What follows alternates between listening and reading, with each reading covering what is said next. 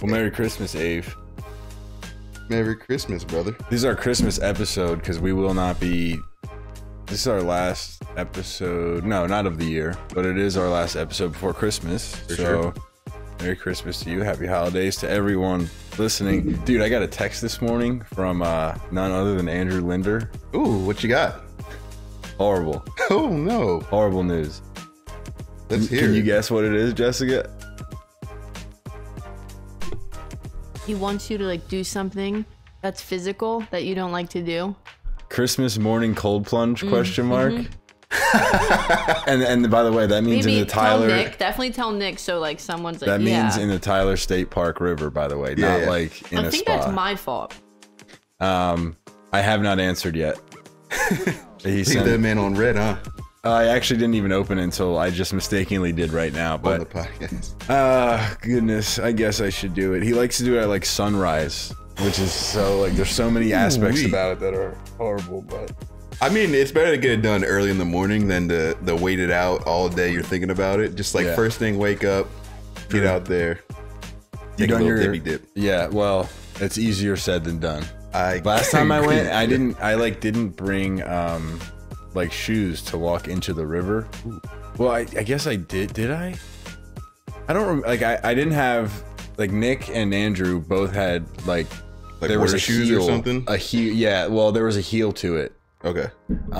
Like I guess Nick's were kind of flip floppy, but they still had like Velcro in the back, and Okay. Andrew's similar.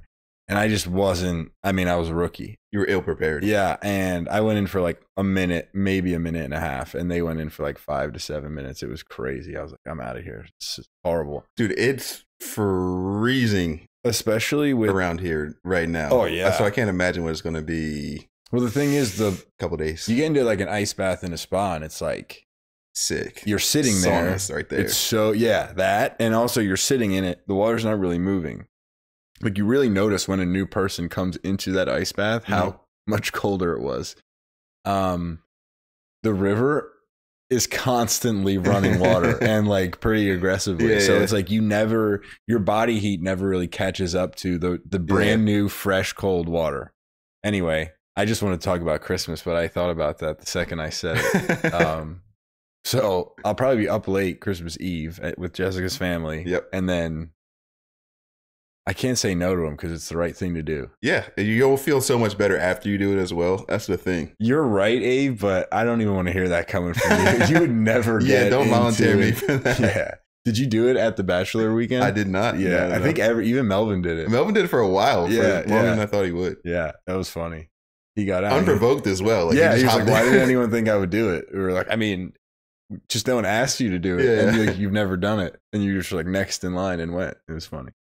You done your Christmas shopping? Yes, sir. Nice. I set the expectations very, very low, so it's very minimal. The for family me. knows going into it not to expect much Yes, from Ave. yes, and this year we've gotten the word from the head orchestrator, my mom. She's saying no gifts for anybody. We're not doing it, so we're just hanging out. We're gonna cook some food and just hang out. Oh, so your Christmas shopping's super easy. yeah, Oh, okay. Yes. Great. That's good. That's like a Thanksgiving Christmas kind of. My mom would never. do the no gifts. No gifts. We've yeah. tried. We've Yeah. been Yeah, like, we have Lynn, tried. don't get us gifts. We're almost 30. John Right. Andrew's almost 40. Yeah, And yeah, she's yeah. it's She has to, actually Her yeah. love ridiculous. language I love is that, though. giving gifts. Yeah, that's so awesome. she's like, that's fine. You don't have to get us Mhm. or me a gift. And we're like, no, that's not gonna work. Yeah. It's like Elf. Like in the movie, like when you walk into like the toy store after he's been there all night. Like that's what her home's like. Which is very nice. It's really cool for like my nephews are little, Right, so right. When you're little, it's probably the they're like, best. you know, they want to go to their grandmoms, and it Wall-to-wall takes just her like presents. a month to do the Christmas tree because she outlines from inside out of the lights. Yeah, like her tree is lined with like probably 3 or 4 different linings worth of lighting, and she starts like at the core of the tree and Yeah. then wraps it all Maybe the way we'll up get a and then picture out. thrown in here. Jesus, how long Yeah. does it take her? Weeks. I But love the she could Christmas probably be more spirit, though. efficient, to be honest with Yeah. you. All right. Anyway, Jessica, you want to Yes? kick off your segment, or you have anything to share before we get into the meat and potatoes of this episode? Episode 23, by the way. Oh my goodness. You know, where's 23? LeBron. Seriously, exactly what I was thinking. Except he doesn't right now. But I know, whatever. awkward, a bit awkward. Yeah. Actually, there's something new that came up, and I'll shout out Miss Pam because I was talking to her on the phone, and she was like, "Did you see Charlie Woods hit a home run?" Home run. Oh my God! Sorry, I was What a looking at your legend. cups, and then my mind went crazy. Hole in one. Also, since I already preluded for those who are watching, we got true. official swag starting. Yeah, shout out Miss Pam. She Shout got out us to Miss Yeti Pam for real. koozies that have sideline banter printed on So them. cool. Maybe when we make merchandise, we'll have Charlie Woods hit a home run because that just came out Little way too t-shirt. easily. I thought, Charlie Woods drops nukes. I thought it was just cool in general when I opened it. But then I was like, oh, because we drink all the time on the podcast. She's like, yeah. I was like, oh, right. Cool. Dude, Miss Pam is the absolute GOAT. Thank you so much for this, Miss Pam. We really appreciate it. But Charlie Woods, I wish Mike was here. Sorry, he did not hit a home run. He hit a hole in one. Now, the funniest part about the story is, and I want actually you guys to talk about it, because it may have been Mike when he guest appeared the first time, telling us, like, when you hit a hole in one in Japan, I think it's like you have to put away like savings for They have it. hole Like, in one insurance. you in have hole in Japan. one insurance. So Charlie Woods literally hits a hole in one, and his father, son, whatever it is. Actually, I wish Mike was here because I know he knows exactly what it was. I do. We might need to phone a friend. They were minus 15. I watched the whole thing. Well, yeah, so you Or can explain 15 what under. it is. But so Tiger's like, hey, like, dude, you gotta buy were everyone they a in drink. Japan? No. No. Okay. He's like, you have to buy everyone a drink. And Charlie's like, I don't have any money. And he's like, that's what happens. I don't know what to tell you. You need I to don't make buy the everyone rules. a drink. So that's, we can, maybe we'll find the video so we can watch it because I have not seen it yet. But that's, first of all, in general, that's I guess awesome. he's too young to like even for sponsorships. Like, do you have to be like No. 16? Mm-mm. Really, for child labor laws and stuff? No, like the NIL, like you can do high school kids now. So like you can make as much money as you want now. Look at his money. He has to. I mean, have he's money. got a lot of money. His dad's Tiger Woods. No, I know, but I'm saying even to his name. Oh yeah, probably. But yeah, it was a father son. Not a pro-am, I guess, but like just father-son competition. And Tiger and Charlie shot 15 under on the last day. They ended up going into an overtime against the Langers, I think. I think they're German. They were both were 27 under Bernard for the Langer. Yeah, I'm like, who are this guy's a these pro? people? I guess he has to be, Langer's right? He hit an Yeah. 18-foot eagle to beat them. Oh yeah, I saw it. It was great because Charlie and Tiger, it was like a tap-in birdie because Tiger drove the green on a par 4 in the playoff hole, but so did they. Yeah. But I'm like, I might rewatch it. I'm like, oh well, Tiger obviously isn't as good as he used to be. Yeah. But then I'm like, wait, but neither is this guy, whoever this guy is. And then I'm saying to myself, well, Charlie Woods is the best young player, at least for his age. So there's a chance, right, that the other guy's son is 18 and Charlie's 15, so he's better. But still, it's like you beat Tiger and and Charlie Woods and his was son, and it was like super competitive. And actually, there was they made the playoff, but there were probably 5 to 7 teams that were within 2 like 20 strokes. under, like something ridiculous. No, like 25 under. yeah, sheesh. 25, 26, and 27, or let's say 24 to 27. I was like, geez, like it was a scramble, which Right. makes it easier, Yeah. but still, it's like you would think that Tiger Woods and Charlie, absolutely demolished the comp. right? Yeah, because obviously, like Scotty Scheffler today is better than Tiger Woods is today, but Scotty Scheffler's son is 2 years old. So when Scotty's ready to play in that competition, his son will be much older and he will be much worse. Right. So I don't know. I can't wrap my head around it. I wish Mike was here to explain it to us. I just wanted to note, just to help. So it is it's the PNC Championship, and it's the annual golf tournament that's hosted by Woods, and features teams of 2 players, and that usually consists of father and son. So I did not know that. I didn't know it was Tiger's event. I'm pretty sure the Langers were father and son. Well, I guess it's usually that. I assume they mean daughter would be the other option, or like friend. I don't know. Yeah. But usually it's it's like the father-son tournaments for golf. Yeah. I did Anyway, a but yeah, father-daughter one. Another cool thing about the hole I in one. smoked the drive, but then I hit the other one into the road. The hole in one. Did you see a It video happens. of it? I saw the end of it. I saw that Tiger wasn't even watching. Yeah, Tiger wasn't watching. He was like in the car, and Charlie didn't see it. Like Charlie knew it was a good shot.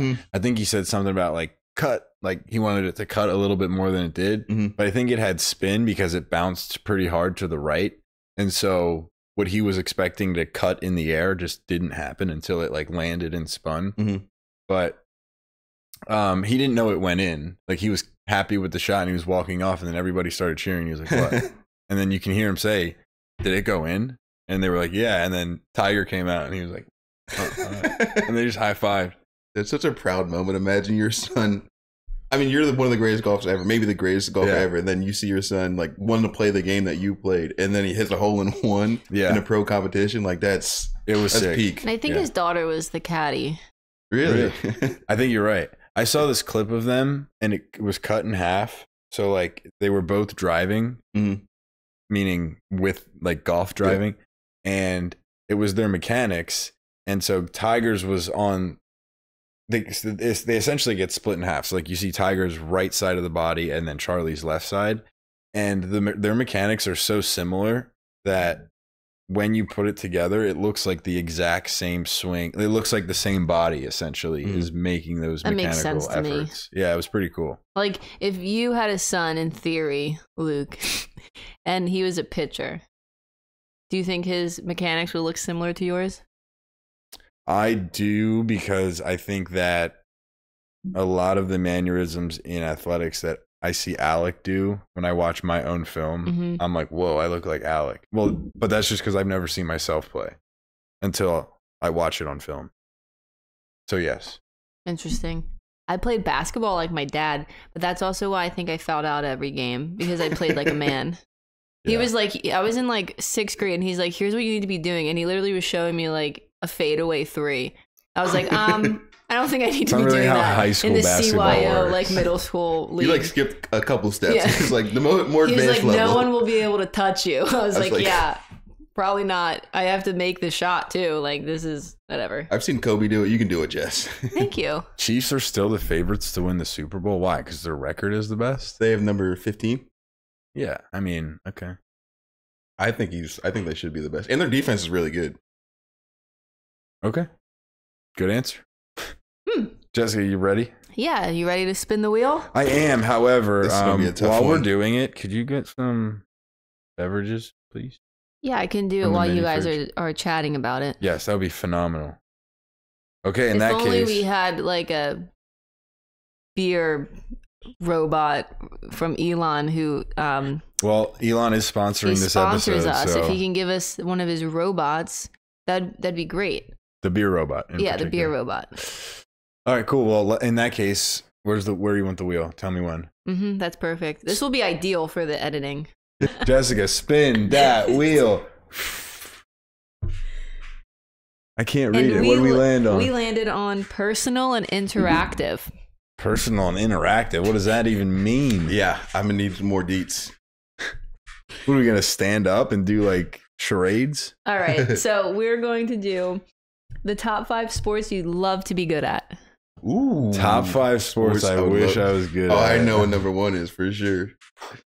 Who's first? I think you're first though. Yeah, I'm gonna say. Hold on. When we say good, we mean like great, like pro, or very close to pro, but not pro. Like D1. Like a D1 player? Okay. All right, well then that changes my answer.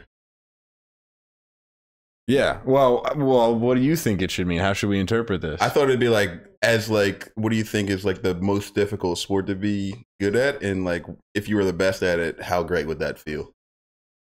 I mean, if that's what brings you pleasure is being great at sports that are difficult, then those can be your answers. But I'm not going to go necessarily. But for like the glory and like if you want to play like a D1 sport, like the glory of the sport that I'm thinking about, it's not glorified at the college level. So if you want the glory, then don't choose that one then, I guess. I'm conflicted. All right, well, you're up, so. Okay, fine. I'm going to go with my original answer first because we were just talking about it as well. But a little bit of golfy golf. Like this is a sport that I will be playing until I'm well in the older age, and like I wish I was good at it. 'Cause if I was good at it, I would enjoy it way more. But it's still so much fun right now. But golf is definitely number 1. Yeah. Golf is the right answer. So I'm just gonna have to pick something else. Not the best answer. Yeah. Thank you. Thank you, Jess. I will say it is tough. I think I'm gonna have to go with soccer. Now I am good at soccer. I wish, but like if I was like a good Division 1 player or like borderline pro and not pro, I've played in leagues where the caliber was close to that, maybe that, like with Division 1 soccer players now playing pickup soccer, and they just have so much. Like I have fun, being as good as I am, which is, I would just say, pretty good. If I was very good, soccer's such a fun sport to be good at. Like if you were great at dribbling and like everything, like it's very, very fun. Yeah. I want to share opinions on other sports as I'm doing this, but obviously we can wait till the end. But so I'll go soccer. So this is a glory pick here. This has nothing to do with playing this sport forever. But I feel like at the college level, I think it's the biggest sport that we have. And we're in the midst of the college football playoff with 12 teams this year. So I'm going to say football for my number 2 pick. As far as like a glory pick, like if just you have played Division 1 football, if you're like cool. a football player at a big football school, like that's got to be a great feeling, and you're good at the same time. Yeah, like even like if you go to say Florida and you're like the guy, even not the guy. I was gonna say like this number 2 wide receiver or backup running, backup QB. Yeah, you're having a great college experience, and if you're winning too. Yeah, I think that's peak for college sports. I don't think it gets better than that. Yeah. My number 2 actually just came to me right now, like 2 seconds ago, and I'm really glad it did. Yeah. I think it would be, I'm gonna say MMA. I know I'm kind of blanketing it, but I think the UFC has built its own enterprise enough where I'm just gonna say, and if you don't want me to say MMA, then I'll say like Muay Thai, but whatever. I think it would be cool to be able to kick ass. Like you get good at that sport to the point where you're like almost pro or that I guess fighting's kind of weird. Like people who kind of have had professional fights aren't really like great. So maybe like you've had 5 or so professional fights. I just feel like it would be really cool to be that kind of that guy, person outside, like afterwards in real life. Like you're probably going to be comfortable in any room and situation you walk into. So I'll say fighting, combat sports. All right, fighting. I like that a lot. I was gonna say like maybe I choose boxing here, but I don't think I'm gonna go here. I think I'm gonna go with basketball. I mean, it's another glory pick, I would say, but I mean, you can play rec leagues until forever if you're really that nice. Like it'd be amazing to just control. Like imagine you were Kyrie out there in like a rec league and just dominating out there. Like that'd be so much fun. Yeah. That would be very, very, very fun. Kyrie would be in the league, but like if you were like the Kyrie of the rec league and you're just like torching everybody that you stepped on the court with, like that'd be a great feeling. Basketball is a great pick, and you can play that also forever. I feel like we're doing 5 this time. We are. We got to do 5. We got to do 5. Oh, it's top was that 5. Your third? That was my third. Yeah. You guys could do a mutual 5. No, it's too late. But my shot clock's coming in hot here. I'll say hockey. Okay. And it's double. I think hockey's cool. Like I think the culture like that you would build if you ended up like in Division 1 hockey or like played casual hockey with hockey people. Pretty cool group of guys. But also you would be killer like during Christmas time. When you're ice skating around, like you could skate back, or you could do everything. If you were a Division 1 hockey player or like very, very much above average, skating around in an ice skating rink would be so fun. Like I'm pretty good and I have a hell of a time. And I'm like, I can't go backwards. I can barely stop, but I can like, I'm not going to like fall every time I skate. So being a hockey player, knowing how to ice skate that well. I remember Nolan Clemens we went on a field trip or something. He was nasty and he was only a goalie and he was still like, imagine. Yeah, he was nuts. So hockey's going to be my 3. Yeah, dude, I like that a lot. I wish I could ice skate better than I can. Like you said, I can get going, but I really, really can't stop. That's one thing I cannot do. We went ice skating with Big Al before. Really? How'd that turn out? He did not love it. Yeah? No. That was your first time out? It's tough. It might have been his last time too. And it's cold, bro. Like it's a lot. It's a lot. This isn't a glory pick. This is like an individual sport as well. I know you have some history with this, but it's hunting. Like being a good hunter, I feel like would be fun to like get out there and shoot things. Like if I was nice at that and had like I enjoyed it, like that'd be a good sport to have. And also you can go game hunting, you can, you know, catch what you kill. Or like skeet shooting for yeah, sport. exactly. So like I feel like that would be a fun one to be really, really good at. Like it's that's awesome. That's a great pull. And like I feel like you'd be well respected too. I keep really pulling these out of nowhere after you say things, and I don't know how. I'm gonna say racing.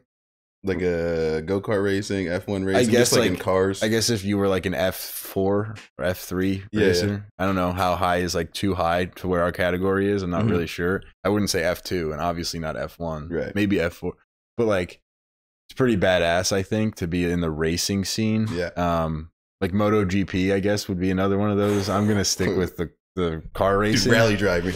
Yeah. Oh, I think that's peak to me. Yeah. So, but it would be like just cool. Like I feel like the aura of like even like the Leclercs and the Hamiltons, like it's cool. Yeah. It's a cool thing to be like, hey, that dude used to race. Yeah. Like, and it's like a rich thing as well, I feel like as well. It's like a class thing. Hey, I'm down to be rich. Yeah, yeah. I like that pick a lot. Damn, I was just thinking like a GT3 driver. And it's not like Formula One, but like they're driving like right. Yeah. the best, I guess, the most street legal car that you can drive, and like just the fastest thing. That'd be amazing. Another individual sport I think that I would really like to be good at would be tennis. That's a sport that you can play forever. You got guys like Kyrgios that are like make it so much fun, but it's another class thing as well, and it'd be really, really fun to be good at tennis. Yeah. It would be. That's a great pull, especially because I have 15 seconds to think of something else, but I was going in a similar direction. I thought.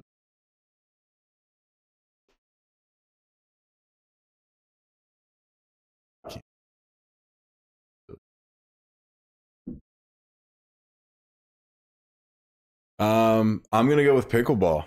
I know you said tennis. I think tennis would help. Being great, like really good at tennis, would make you pretty good at least at pickleball. But I think I'm gonna go pickleball because I've personally had a lot of fun playing it. But also, it's a game it's a sport that you play with people more often. Like I don't think I can rally the troops and go play tennis, but like pickleball, we can play.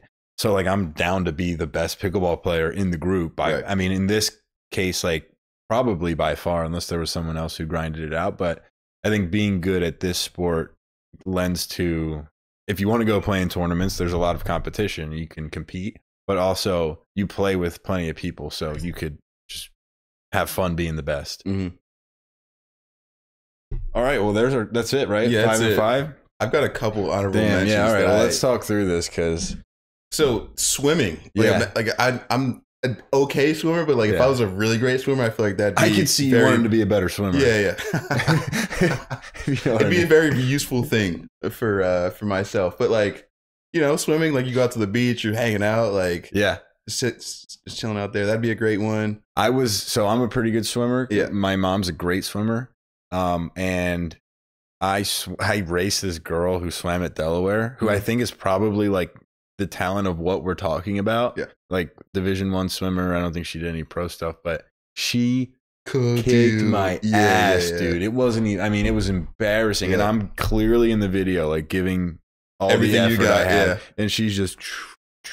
It looks so majestic when they're so good at it too. Yeah. And she was like 6 feet tall. Yeah. I mean, I'm 6'3", but still a woman, a 6-foot woman looks taller. But yeah, swimming's a good pull. I'm trying to think what else I had because my 2, 3, and 4 I'm very happy with. Yeah. I just didn't. They were not bulletin board. Like bowling? I had pickleball off the rip. Yes, bowling and darts. Sure. Bowling and darts. Yeah, Luke Littler out here. It'd be so sick. Yeah. Hannah B's husband Jacob. He plays pool. Like he goes to tournaments. Yeah, he's semi-pro. Yeah, so I want to watch him, and Hannah's always like, "No, we're not going." I'm like, "Let me go," because they're like long tournaments. She she said she's going for like 6 hours. She's like, all right. We can only go to like cool ones. She's like, when we go to Atlantic City next year, you can come. I was like, okay. I feel like pool's like a hangout. Like you can just watch people and just like hang out, talk. Like I feel like that's a fun event. I don't know, but he has like a team. It's like legit. I want to watch. I'm going to figure it out. She won't tell me. You're just gonna show up. You gotta I will. show up one time. Cornhole would be amazing to be good at. Cornhole's crazy because it's like darts. Like it's just like they get it literally in every single time. There's nasty at it. It doesn't make any sense. Oh, dude, yeah. Are we on that? Is that your like? Were you thinking that at all, or are you just having fun at this point? Well, I was just chiming in. I think like Cornhole if is I a had great to pull. pick one, like I was a pretty decent gymnast as a younger person, but being a really good gymnast it's really like I understand the feeling. It's really I don't know the word for it, but like having your body do what you want it to do. Satisfying? Satisfying, yes. I think too with that, you just like kind of have a rockin' bod. Yeah, well, and honestly, that goes for guys and girls. It's just like to be good at that sport, you have to be light and strong, which generally correlates. Like body weight exercise people generally are in great shape. So that's a little indirect reason to want to be above average at gymnastics. One of the things we just had to do, like normal things, like, hey, when everyone's waiting, we do it for fun, is like climb the rope. And that's like a thing that people work towards doing. And we were just doing them. Or like hanging on the bar and putting your toes to the bar, which now I don't even know if I could do it. I can bring it to like halfway. Mm-hmm. Yeah, I mean, it's like the cross-country runners or track people now. It's like, oh, yeah, I run. It's like you just get to stay in great shape because running 5 miles is like and you enjoy that. Yeah. Like I can't. Yeah. What about what is it called? The winter sport when you're like. Yeah, when you scrub. Yeah. What is that called? What is it called? Curling? Yes.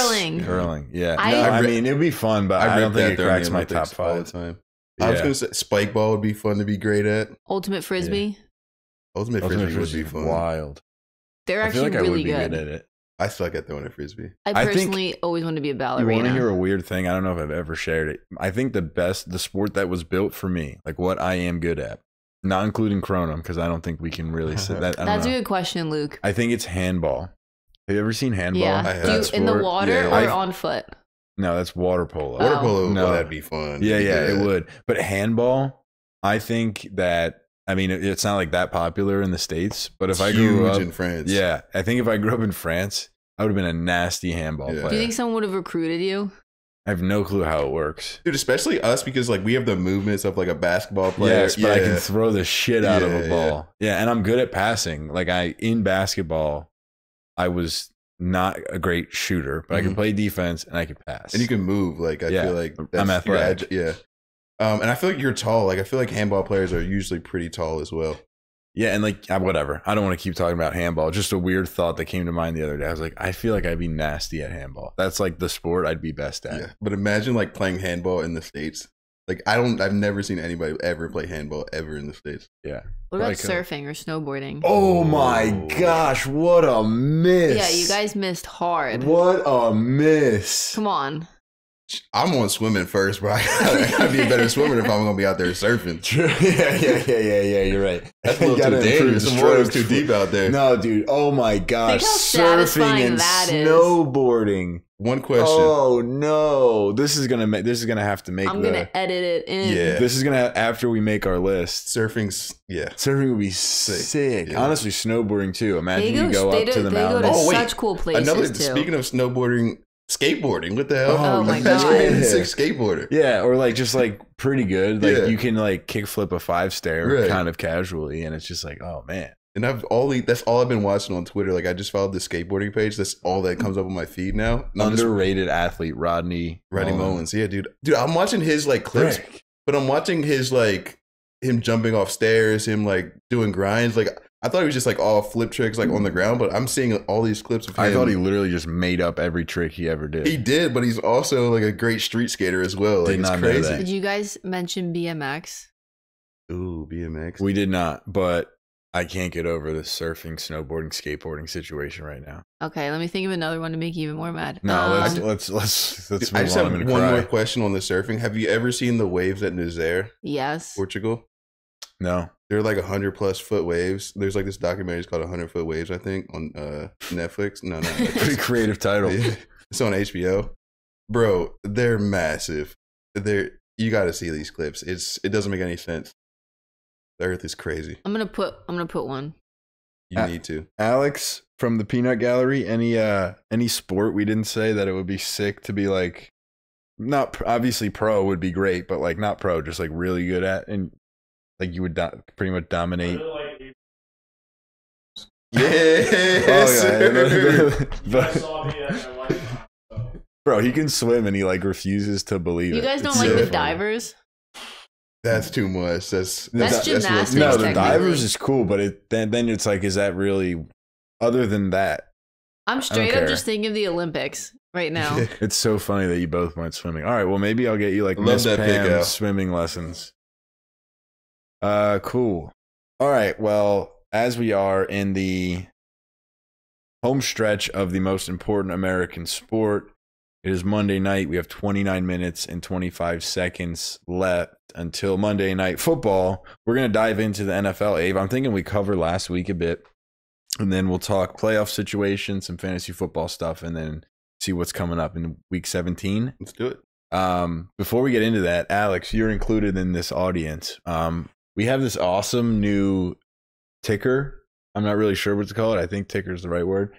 Jessica got it for the podcast for Christmas, and I feel like you probably can't read it that well on camera, but it goes through. It's been on PGA for a while here for some reason, but It's on 5 seconds. it goes through the lines of every game that you set it to. So we have it set up for NFL, NBA, MLB, NHL, all sports news. all like soccer. Oh, Yeah. all sports news, Mhm, like that's the why it's- Instagram account. Yeah. Oh wow. Oh no. Just saying all sports news in general. Oh, Just okay. like Yeah, any headlines. that come UFC's across. on it, so we get live stuff. And right now, it's showing us things that are coming up in the near future for the fight.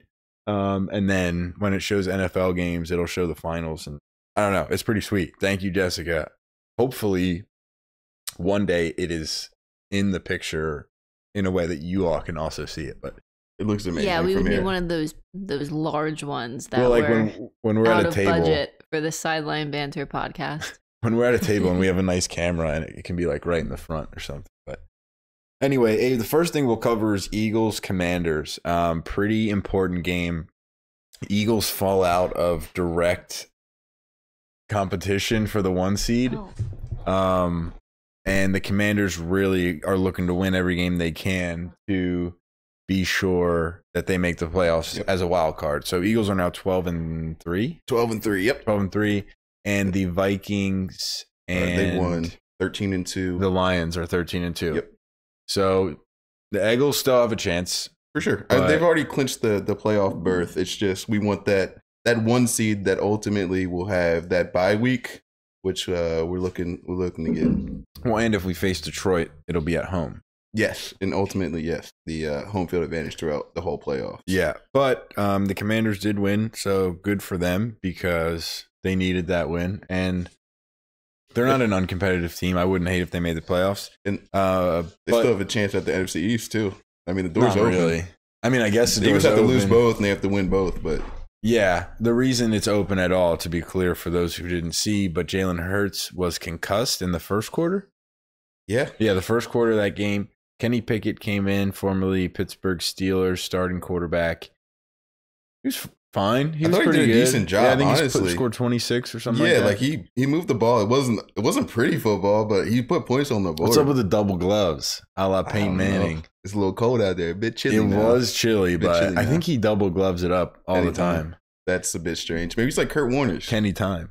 Yeah. But yeah, whatever. So Kenny Pickett,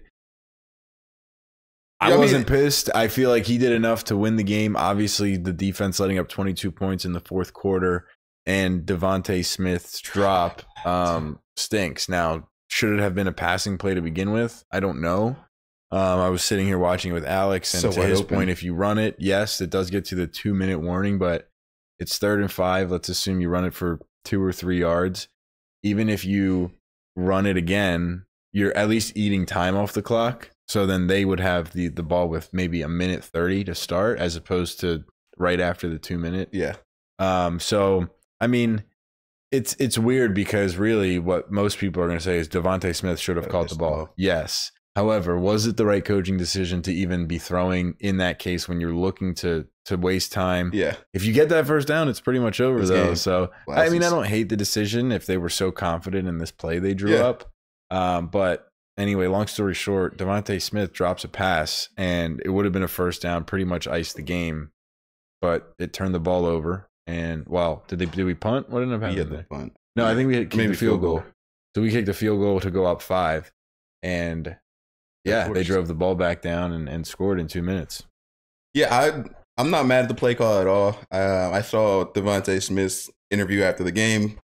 He's very honest. He just said, I got to catch that pass. Like, it was on me. Like, I'm not saying that he's the reason why we lost that game. We obviously had other opportunities to win, but, like, that could have sealed the game right there, and he took it to the chin, and he's going to be back next week. I have full confidence in him.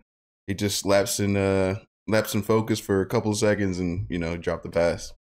Yeah, down here on the agenda, you actually have, while you're not so upset about losing the game, I think we'll probably be on the same page there, but I have another little angle that I'd like to approach and just kind of get your sense on. So you go ahead first, because mine is much less analytical or like. Yeah, I mean, good team in the Commanders out there, so it's not like we lost to a terrible team out there. But I mean, 10-game win streak, like, it's tough to ride that energy, to keep that win streak alive going into the playoffs. I remember having a conversation with my oldest brother, and he's a Kentucky Wildcats fan.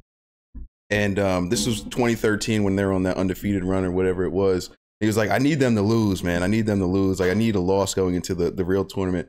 They were in the SEC tournament, and they lost, I think, in the semis or the final that year.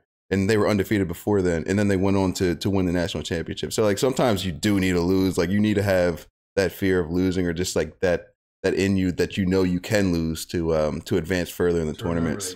To your point about the amount of wins in a row they would need to get, not only everything you just said, but also if they were to not lose and just continue to win, which in theory we want, right? Every time we watch the game, but they'd have to win 17 games in a row by the time they got to the Super Bowl and won, which to me is like, I guess you'd rather lose now than then, even though I never really want them to lose. But and then along with those lines, like in the same vein, it's okay to lose. The Commanders are a competitive team. For sure. We all grew up playing sports. We didn't think that we were just like automatically worse when we lost one game. There's games where you have bad games. I know they're professionals, and like the people on TV need to sell what they're saying. And so there is a higher expectation to be more consistent and to be great every game. But realistically, I think if you're an athlete, like, you understand you have worse games than like some games than others. And so, listen, we're 12-3. If you would have told me playing professional teams, they're good players, and sometimes they outplay you. And not to say you can give up 22 points in the fourth quarter. It's never good, and it's horrible, and there's things that you need to figure out. But I just don't get it. I think the Packers are a good team. They're 10-5. So are the Ravens. So I just we maybe it's a Philly thing and not an all sports thing, but I feel like you lose one game and now it's like, oh, we have to question everything. End of the world. But so not only is it good to have lost because we don't have to win 17 in a row now, but like, who cares if you lose sometimes? I say that to Lynn, Jessica's mom, all the time. Yeah. When she calls me about the Phillies, I'm like, I know it's 62. Yeah, it's different for baseball, but I'm still just like, yeah, we're gonna lose another game. Yeah, it's gonna happen. It's okay. I guarantee. It's really hard to win. So we're 12-3. The idea for me is like, are you confident going into the playoffs, and have you put yourself in a good position? And if your final like yes and no is the 1 seed or not, then you're putting your team in a pretty tough situation. Mm-hmm. However, if it's are we going to have 2 home games and then we have to go to Detroit? All right. I mean, I'm happy. And Hurts is back. Kind of had a little extra bye week on his body. Like, I'm all right. Let's go to the playoffs. We didn't have our starting quarterback for 3 quarters. Yeah, it's just I don't know. Competitive game against a really good team. We lost in the end by a couple points. Yeah, like the Phillies in 2022. It's like, we made the wild card. Okay, restart. Let's go play. And they weren't in the best position, or anybody. It's just like, let's go. Just get there. Make the playoffs. We're healthy. Yeah. We have a strong team. I think we look so, not sideline banter, which is why people listen, because this is real talk. But it's like, I understand they need to sell TV ratings, but it's like the Lions and the Vikings are like way better than the Eagles because they have one more win and one less loss. It's like, no, everybody who's ever played sports should understand that the Bengals right now are dangerous. Yeah. Like if you ask me to play, like, who do you want to play tomorrow? I don't care that they're 6-8. I don't want to play the Bengals. No. So that's why I just don't understand when it's at the top. Like we're so comfortable saying the Bengals are great, but the Eagles lose a game and it's like, oh, well, what's going on here? So I whatever. Anyway, enough Eagles. Unless you want to close that, I think people overblow. And that's not just the Eagles. That's like any team. Like, oh, the Bills lost to the Rams. I don't know if they're legit. Yeah. Yes, they are. Just a bunch of overreaction. Yeah. It always happens with any single team. Yeah.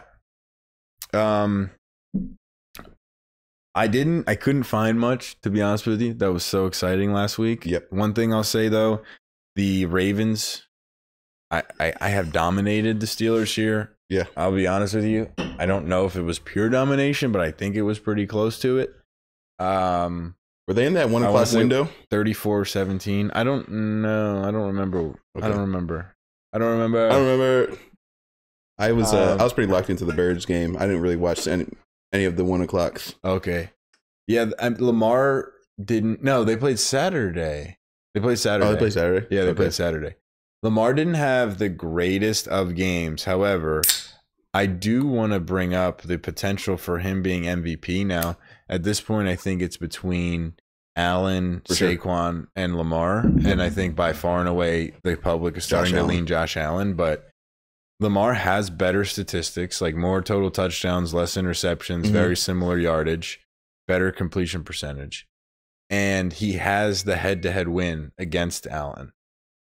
I think he has maybe one less win, like as a team or two. So going off of some of what we just said, also just like new thought. I mean, does Lamar Jackson have a case to be MVP or at least be considered next to Josh Allen? Lamar Jackson against Josh Allen? 100% he's got a shout. I love with what Lamar Jackson is doing this year. I thought besides this week, I thought the 2 weeks that Josh Allen had before this past week were like kind of locked him in to that MVP standing. But he kind of had a dud this week. So I think Lamar Jackson definitely crept his way back into that conversation. And I think these last two games are honestly, it's going to go down to the wire. But I do give Josh Allen the lead at the moment. But, you know, these last two games could really tell a different story. Yeah, I almost felt like those last two games were so historic as individual performances that it brought everybody's eye to Josh Allen being the MVP. But then really, like, he needed those two best games of all time ever just to get into Lamar Jackson's statistical territory. So if you think about it, Lamar's been probably more consistent putting up numbers if he doesn't have a game like that. So but it also ties into the records. You think like Lamar Jackson, he's in every single game, whereas the Bills have kind of blown out a couple of teams this year where maybe Josh Allen doesn't get the stats that he right. He doesn't need to throw for 5 because they were going to rush the ball in the fourth. Yeah, it's a good point. But I still love Lamar Jackson. That's my geyser. He's been going crazy this year. Yeah. So anyway, for those of you who don't know, the MVP race is, I'd say Saquon had a good week too. He still had good numbers. Yeah, I don't know. 140 and 2 touchdowns. Yeah, so he's up there as well. Yeah. Yeah, he is. But it was just one big play, I feel like, and then he was just consistent the rest of the game. But I mean, at the end of the year, though, they're just going to see that game, 142 touchdowns. He's on historic pace. So, like, we got to definitely include Saquon in there. Not being a homer, that's just, like, straight facts. We need to put Saquon in that conversation. I think that's pretty clearly the top 3. Yeah. Where did I want to go? I wanted to go to standings. I want to run the people through the playoff situation right now. If the season ended today, in the AFC, we'd have Kansas City as the 1 seed, Buffalo Bills as the 2, Pittsburgh Steelers as the 3, Houston Texans as the 4, the Baltimore Ravens as the 5, and then it's 7 total seeds, right? 7, yes. And then you have the Chargers and the Broncos both at 9 and 6. So the AFC West, has 3 teams in. Oh, Chiefs, Broncos, Chargers. And then on the bubble, but not really. Like, not really. Bengals. You have the Colts, Dolphins, and Bengals that are all 2 games behind. That's tough. They need so you need the Chargers or but the Chargers and Broncos play each other. Yeah. So whoever loses that game, you need them to lose again. Yeah. Well, no, they could both make it still. Okay, I got you. The other 3 But teams I'm just saying for the Dolphins, Bengals, you need 2 losses from one of those teams. Right. So when they play, you just need to root against whoever they're And then in the NFC, you have the Detroit Lions as the 1 seed, the Philadelphia Eagles as the 2 seed. Well, I guess the Vikings would be 2 right now. No, they would be 5 because they're a wild card. I forgot. Yep. The Rams as the 3 seed at 9 and 6. The Falcons as the 4 seed at 8 and 7. Then you have Vikings at 13 and 12 going in the wild card because they're in the Lions division. Followed by the Packers and Commanders, who are 10 and 4 and 10 and 5. And then on the brink, you have the Buccaneers, the Seahawks, and funny enough, Abe, you have I was gonna say you have the Dallas Cowboys, but they're eliminated at 7 and 8 somehow. Damn, that stinks. Yeah, why is that the case though? Why aren't the Bengals? Because Jerry Jones is running the Cowboys. I have no idea. Oh, maybe it's the schedules, the way the schedules line up. It can't happen. Oh, the losses from the other teams. But like you have Seattle. Oh no, because Tampa and Seattle can only make it because they have to win their division. Yeah. But Washington, I guess, so that essentially clinched. No, they didn't clinch, but they clinched that they're far enough above the Cowboys that they can't win the wild card. Gotcha.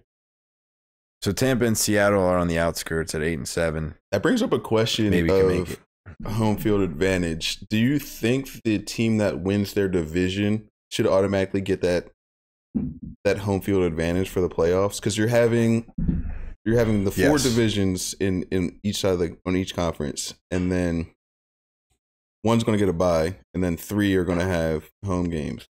But like a Vikings team that's 12 and 5 or whatever they are, versus the Lions, who they have 1 less win than, they're going to be an away team for the playoffs. Yeah, I understand what you're saying, but I think that makes it fun. I think that's what makes it like professional, and like you play those teams twice every year. Like you had your opportunity in particular to take advantage of your record against those teams and their record against you. So I think that if you want to do it the way you said and kind of just be round table, then there's no divisions. Then it's just like the EPL you just play everybody the same amount of time. Yeah. I don't know. Just like in this situation, it sucks that a team that's doing so well, it's just like there's a team that's doing better than them. Yeah, but they played them twice. Yeah, that's fair. They could have beat them twice. Yeah. So there's the playoff situation. For those of you who don't know, the fantasy football playoffs always end the second week before the end of the season. If that's not the case for your league, then you are in a bot league. The reason is because great players go on bye if their teams automatically go to the playoffs, and so they don't start in the last game of the season, and it screws up a ton of games. Yeah. Anyway, Abe, I think we can all agree the absolute worst of the worst possible scenario, finals. Yeah, that could ever happen. Mike beat me in a ridiculous game where Jalen Hurts goes down. He somehow pulls out like 185 points. I don't even James Conner went crazy. I thought my team was doing, I don't check fantasy while it's going. I kind of just add up the statistics, but I didn't put up a bad week. I think I had 165, between 165 and 170. Yeah, and then unfortunately Alex beat you. Oh, I got crushed. I got smoked. Yeah, so it's Alex versus Mike. Nobody, I mean, when I say no one, I think I mean no one wanted to see that matchup. A Brady Melvin matchup would have been much more entertaining. I would have loved that. I mean, they still might match up. Yeah, somehow. Dude, Mike texted me. I think he was drunk, and he was like, "Oh, Lamar and Nico only combining for 35 could never be me." And I didn't respond. And like the first thing that happens in the Sunday games is that Hurts goes down. I still didn't respond, but I was like, "That's karma." Yeah. And I was like, honestly, because of that, I was so sure I was gonna win. And I couldn't believe how much I lost by, because I'm like following his players and I'm like, they're doing pretty very well. Yeah. So he somehow pulled it off.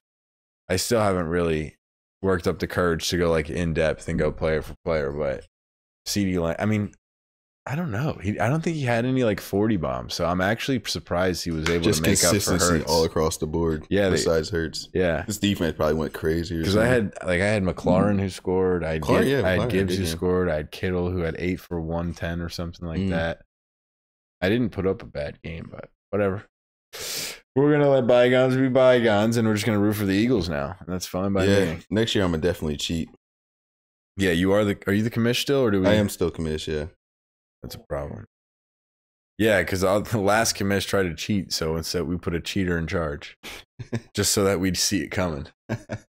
Games in Week 17 I found interesting. Abe, feel free to chime in with anything more, but Bengals Broncos, mostly that for playoff implications. I know we literally just said the Broncos play the Chargers, but I guess that's the last week and not this one. Week 18. So the Bengals obviously need to win. The Broncos feel that they need to win too. They don't need to, but they kind of need to. Yeah, they need one to get that security. Yeah. Eagles Cowboys. Both because the boys are in town. Yeah, it's against the Cowboys, which is always exciting. Also, we're not sure about Jalen Hurts. So yeah, I dude, honestly, from a concussion standpoint, obviously you don't really know what's going on inside their brain. But I felt like it was on the softer side of concussions. But you really don't know. He might be out for a long time. I don't think he'll be out for a long time necessarily. But I agree with you. Now, even though I agree with you, a week is very short for a concussion. Like, it's a brain bleed. That's what's happening. And you're 12-3. Do you really want to play him against a Cowboys team that's already eliminated? It's going to be particularly if physical. You're going for that bye and the home field advantage throughout the playoffs, I feel like you have to. Like, that's why the NFL is so crazy, because all these games matter. You can't really take granted. I think I don't force anything. The doc says he's good. He says he's good. I play him. Yeah. If they don't, I'm not pressuring him to play. But he said he's good. Did you see the thumbs up to the ref? He tried to not. The Eagles team had to say, like, no, we're going to the locker room. Yeah. He's like, no, I'm good. Dude, I love he got smacked, and then like he gets up and like he got up really, really slow, and then the ref like asked him like really in his face. He's like right next to him. He's like, "Are you good?" He's just like, there's a picture that's hilarious, bro. Is he smiling? Dude, he's not in this world, bro. He's just like, "You good?" Yeah, because he really wanted to play. Like, he's a dog.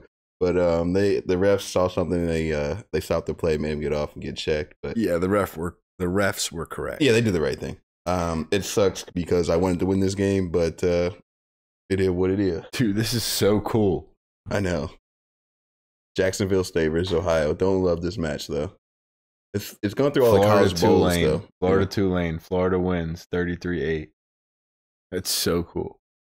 Abe, next I had Texans versus the Ravens. That's a banger. I just think it's a good. First of all, I think it'll be entertaining. But Tank Delsky got hurt. That was a tough one to watch. You know what stinks? I have Nico Collins, and it would have been a great finale to have him. I bet my team blows up. That's what happens, honestly, every single time. I had the point record this year, and then somebody broke it in the first week of playoffs. Was it you? I forget. But yeah, so that game is going to be, the Ravens are still looking to catch the Steelers so that they have some more home field advantage, not complete, but more. And then the Texans are looking to keep theirs. So I think it'll be a fun game. And then lastly, Commanders Falcons, pretty much the same situation. I think the Texans Ravens are both better teams. Yeah. But Falcons and Commanders are both fighting for something. Yeah. I think the Commanders are probably a better built team at the moment, but Falcons have some fun in them. Well, speaking of the Falcons, Michael Penix made his rookie debut this year or this past week, and he got points on the board. I don't know what his final numbers were, but he had 220, and he was like 17 for 24, maybe. It was like okay. Yeah. He had a pick, but it was Kyle Pitts. Kyle Pitts caught the ball, got like tackled at the hip, and like spun around, and it popped out of his hands and landed in the defender's hands. And then that's the worst. Yeah. There's a really funny voiceover. It was like AI, and it was a Michael Penix interview, and they're like, he goes, yeah, There's an interception. I should have known better than to throw it to bitch ass Kyle Pitts. Can't catch. So funny. He's like, but that's on me. I should have known. I'll do better next time. Yeah, I'll never throw to him again. That score's like 34-7 or something like that. No, it was a blowout. Definitely 34. I want to believe that whoever they played put up more than 7 though. Okay. A little bit more, but it was a blowout. But yeah, Kirk Cousins, they gave him $180 million, and you're starting a rookie quarterback. Bit peculiar situation. There's some hedging that he might release. They might release Kirk Cousins in the offseason. You just paid him that much money. Yeah, and I don't see them releasing him necessarily, but I don't know. I know Alex is bummed about Kirk Cousins getting benched. Yeah. But he didn't. I think over like a 4-game span, he had like no touchdowns and 7 interceptions. It was pretty bad. So it was time. Listen, Penix is. None of it makes sense except like, okay, well, you have him, so play him, I guess. But like, you shouldn't have drafted him after signing Kirk in general. So a lot of it is weird. Very peculiar situation, but that's why I'm not a Falcons fan. I don't have to worry about this. Correct. That's pretty much all I had for the NFL. The playoff situation has kind of been the same for the past while. Where I know we're getting to the home stretch, so there's some big games coming up, but. This week, there's a lot of like 3-14 versus 3-14s, and then, or like great teams against bad teams who it's not going to be great. But those were the 4 games I thought could be competitive or just have some history behind them. I'll be tuned in. Definitely the Eagles versus Cowboys, always a banger.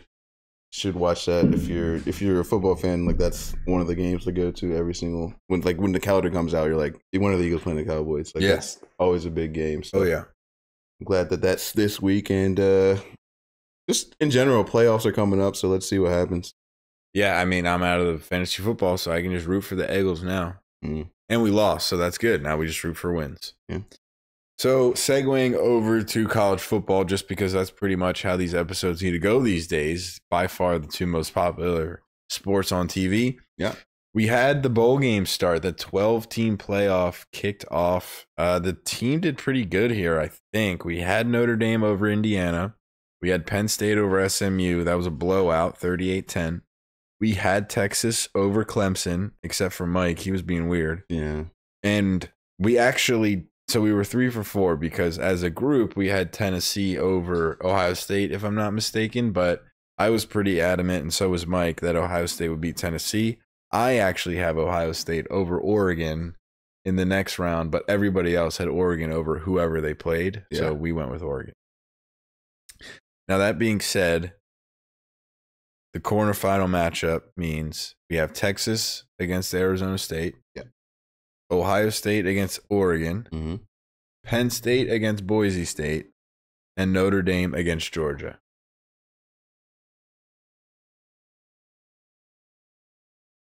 Are we good, Jamie? On storage? Okay.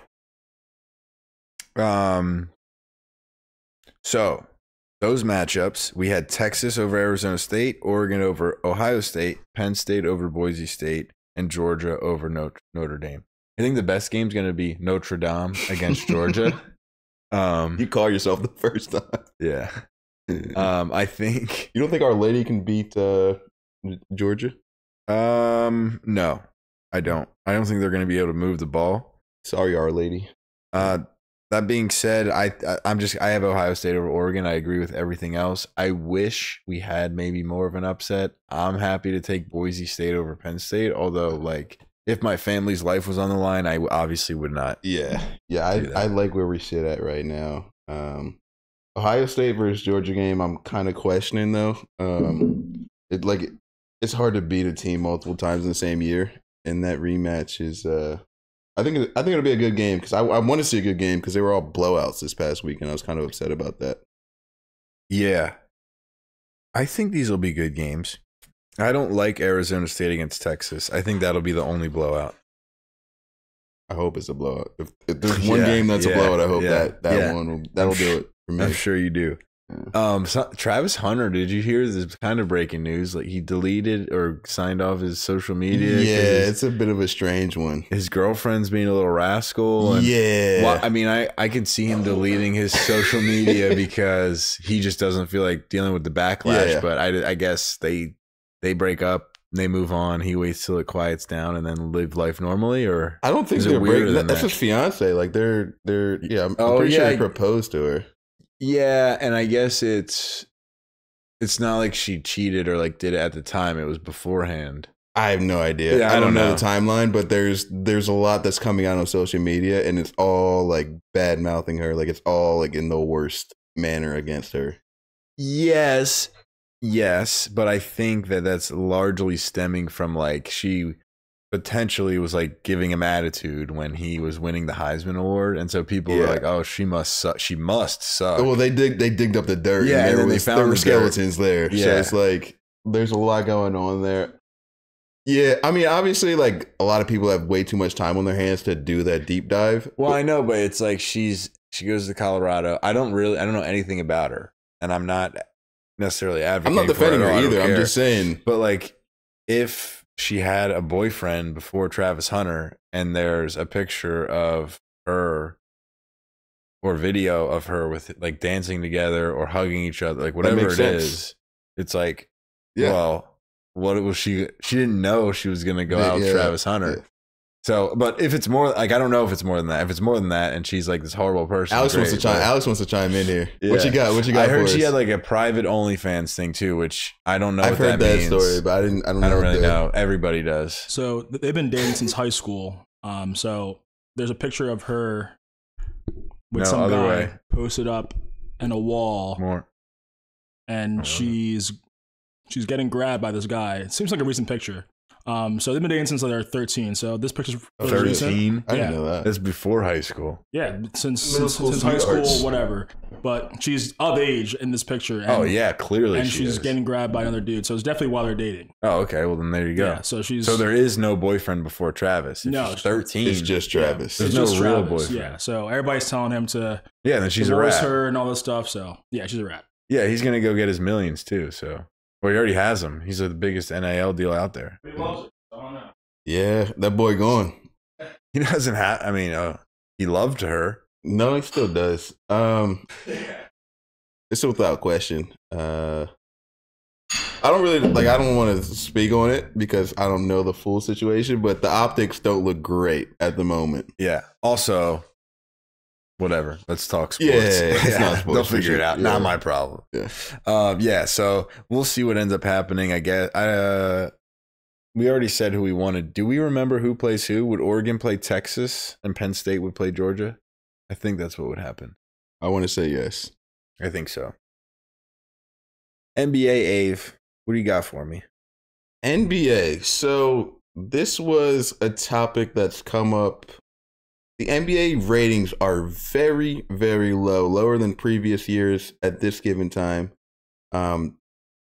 Even like Charles Barkley, you've got Shaq, they're discussing this. And like, do you think that the college football playoff, the NFL, the timing of this starting the season, like conflicting with that is really the cause? Or is there like a bigger story at play where they're shooting too many threes, they're not playing any defense? Or do you think that's all tied into it together why the ratings are lower than previous seasons? I think it's a little bit of everything. But all of it plays. Yeah, I think all of it plays a role. I think it's obviously never great when the NFL is in playoff or like end of season. The push is crazy. I mean, well, they play Mondays, Thursdays, Saturdays, Sundays. Not really. Sundays. Kind of Saturdays, not really. You got two back-to-backs. Well, whatever. Still, it was one team or two teams, one or two games. So I just like, I don't know if the NFL. Well, okay, college football Saturdays, so that's and Friday. Yeah, and Friday. So yeah, that all plays a role. But I just the 3-point shooting, the lack of defense, the players not playing. Players not playing is huge. I don't know. Like, I don't know. I've never been a huge Like regular season NBA guy.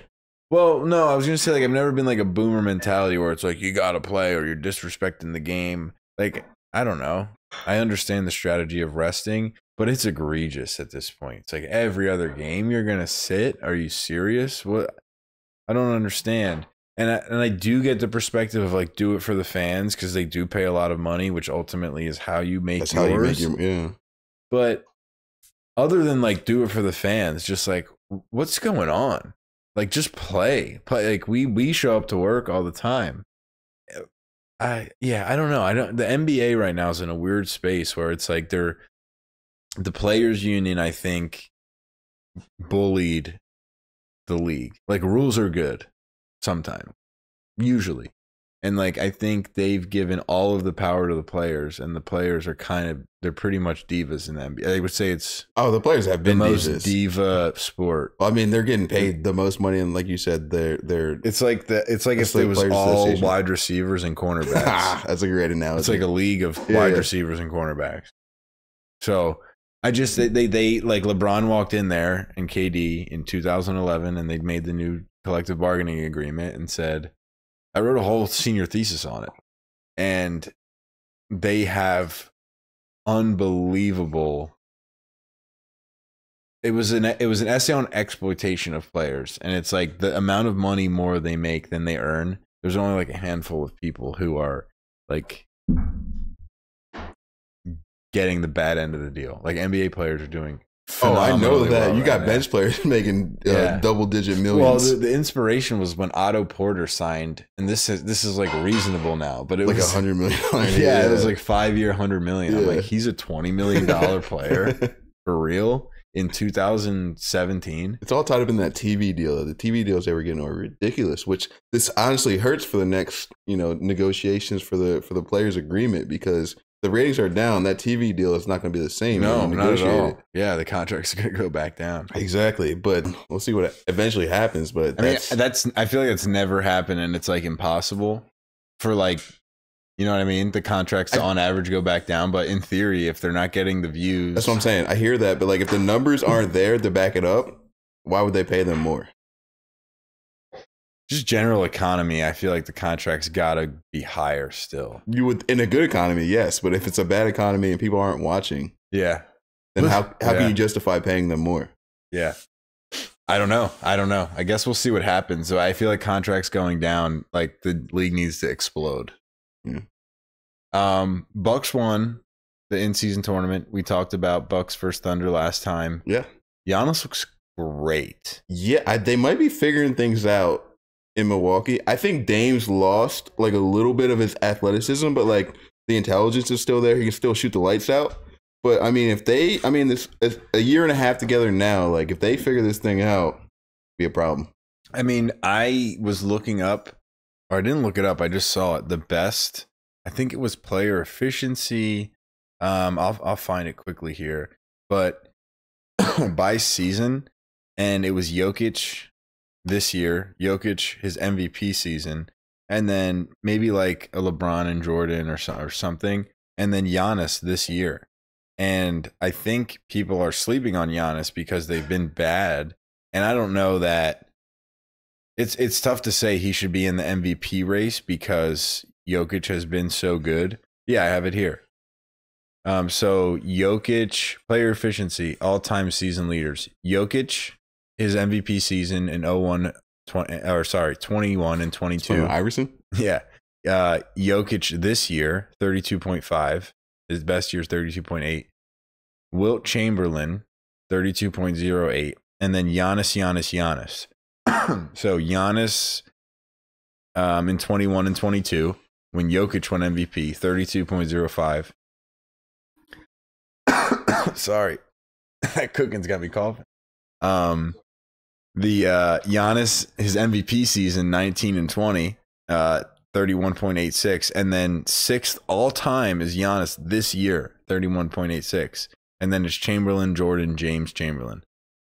So I don't know. I mean, if the Bucks end up the 2 seed, like I think they were like the Lakers last year. The Lakers and the Nuggets have the same record right now. So the Bucks and the Nuggets might be on par, like midway in each of their conferences. So like Giannis is low key putting up the same efficiency, same performance as Jokic is. Yeah. So I don't know where MVP ends up. I think Jokic with all those assists, it's easier to give it to him. But as far as production's concerned, he's kind of on par. Yeah.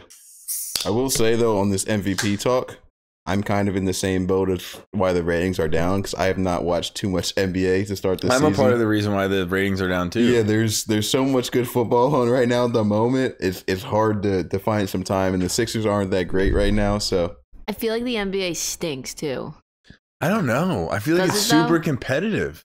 I feel like there's a lot of guys? Well, I just feel like there isn't a big three, and there's a lot of big twos still. Name them.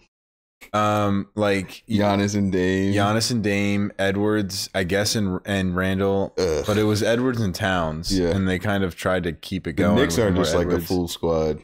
Well, Knicks are Brunson and Towns. Okay, that's fair. But Celtics are Brown and Tatum. Yeah. Mm-hmm. I think the Celtics. Lakers are AD and Brown. Yeah, Suns are Booker and Durant. Well, they got Beal as well. Yeah, but they're Booker and Durant, I would say. I'd put Beal in that conversation. I would want to, but I mean, in the Suns jersey, yeah. But it's you have Doncic and Irving in Dallas. Yeah.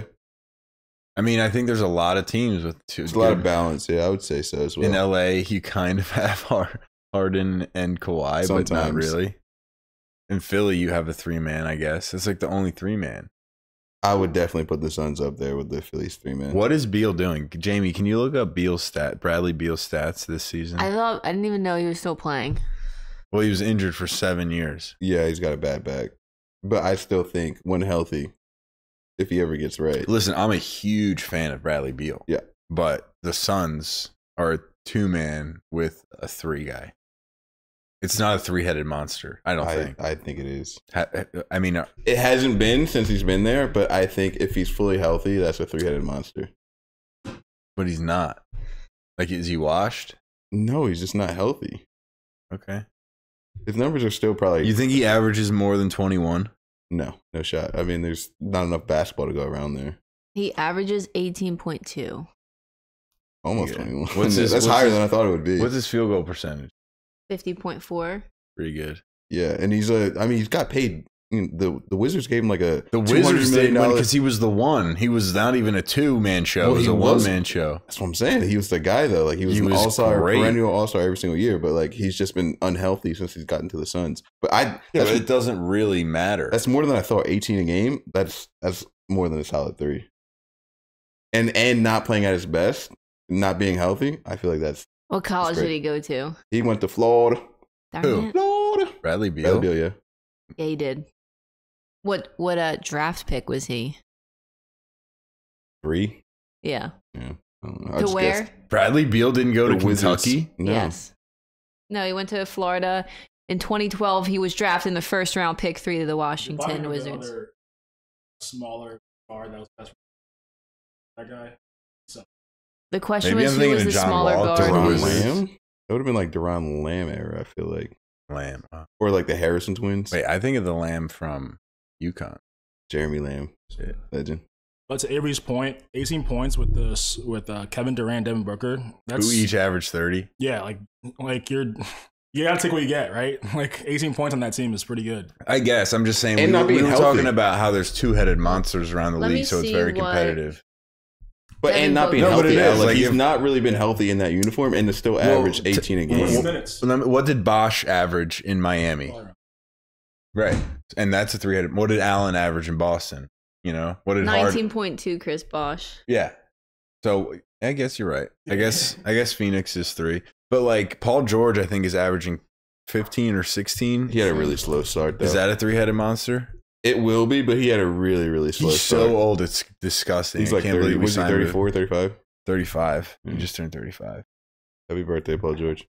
All right, let's talk some Christmas Day games, Ave. I know we haven't watched much of the NBA. Yeah. We follow it, but we don't watch it live. To watch NBA basketball. You got, was it 4 or 5 games coming on? Kind of random games, some bangers in here.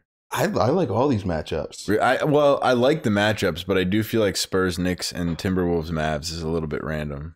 I guess Timberwolves, Mavs is recently competitive because of You got AE and you've AE got and Doncic. and Kyrie. I mean, obviously you have Kyrie, but it's like, where's the tension? Yeah, I see what you're saying. You like want Knicks like rivalry Spurs could be fun, but there's no tension there. Got you. I mean, would you want like a Spurs or Knicks versus like the Pacers? Knicks Heat. Okay. I was thinking Pacers because like Reggie Miller, but like the but Pacers, they're gonna smoke the Pacers. Yeah. Knicks Bucks. That's weird. The Bucks aren't on Christmas Day. They always are on Christmas Day, and they're not playing this year. Wow. Yeah.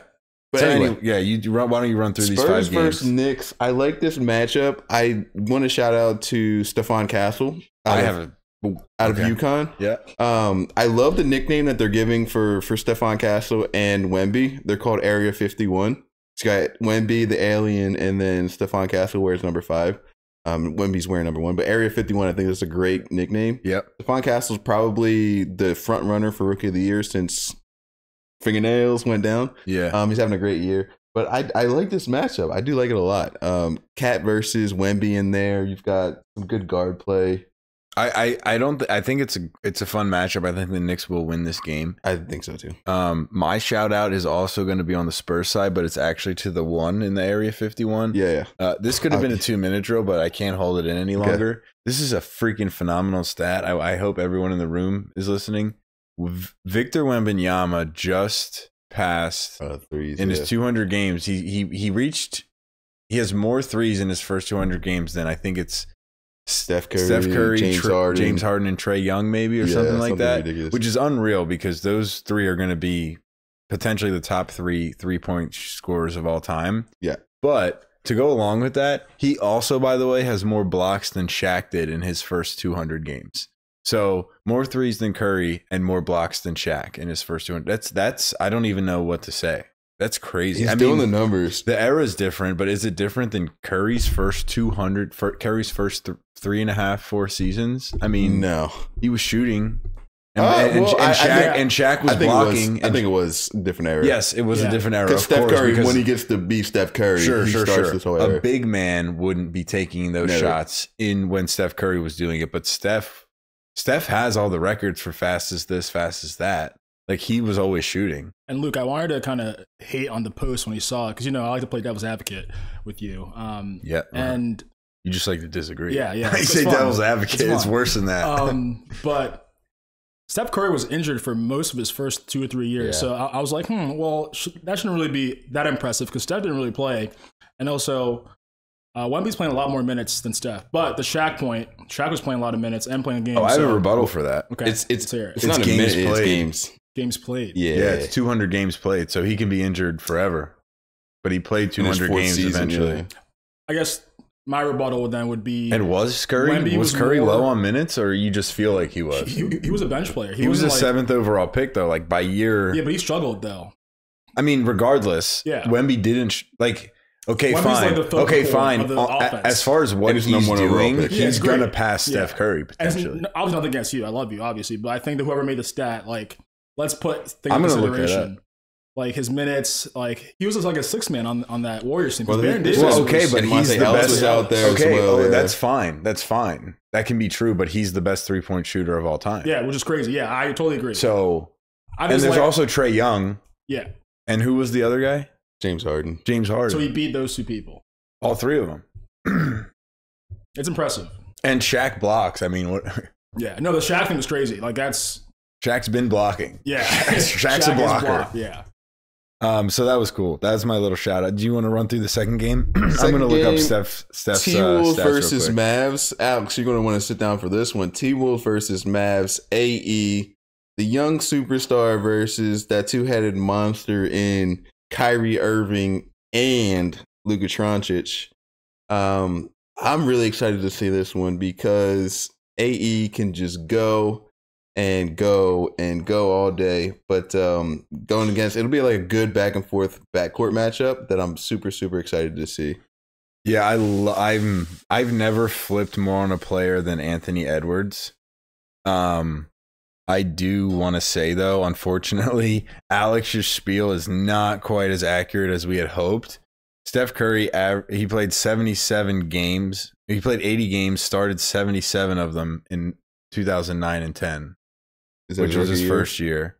and he averaged 36 minutes a game, and he was 6.6 for 14.3, 56% percentage from the field, 43 from three, averaged 5 3-point shots per game in his rookie season, and then or 4.8, 4.6, and then 4.7. His third year he got hurt, but his second year he averaged 34 minutes.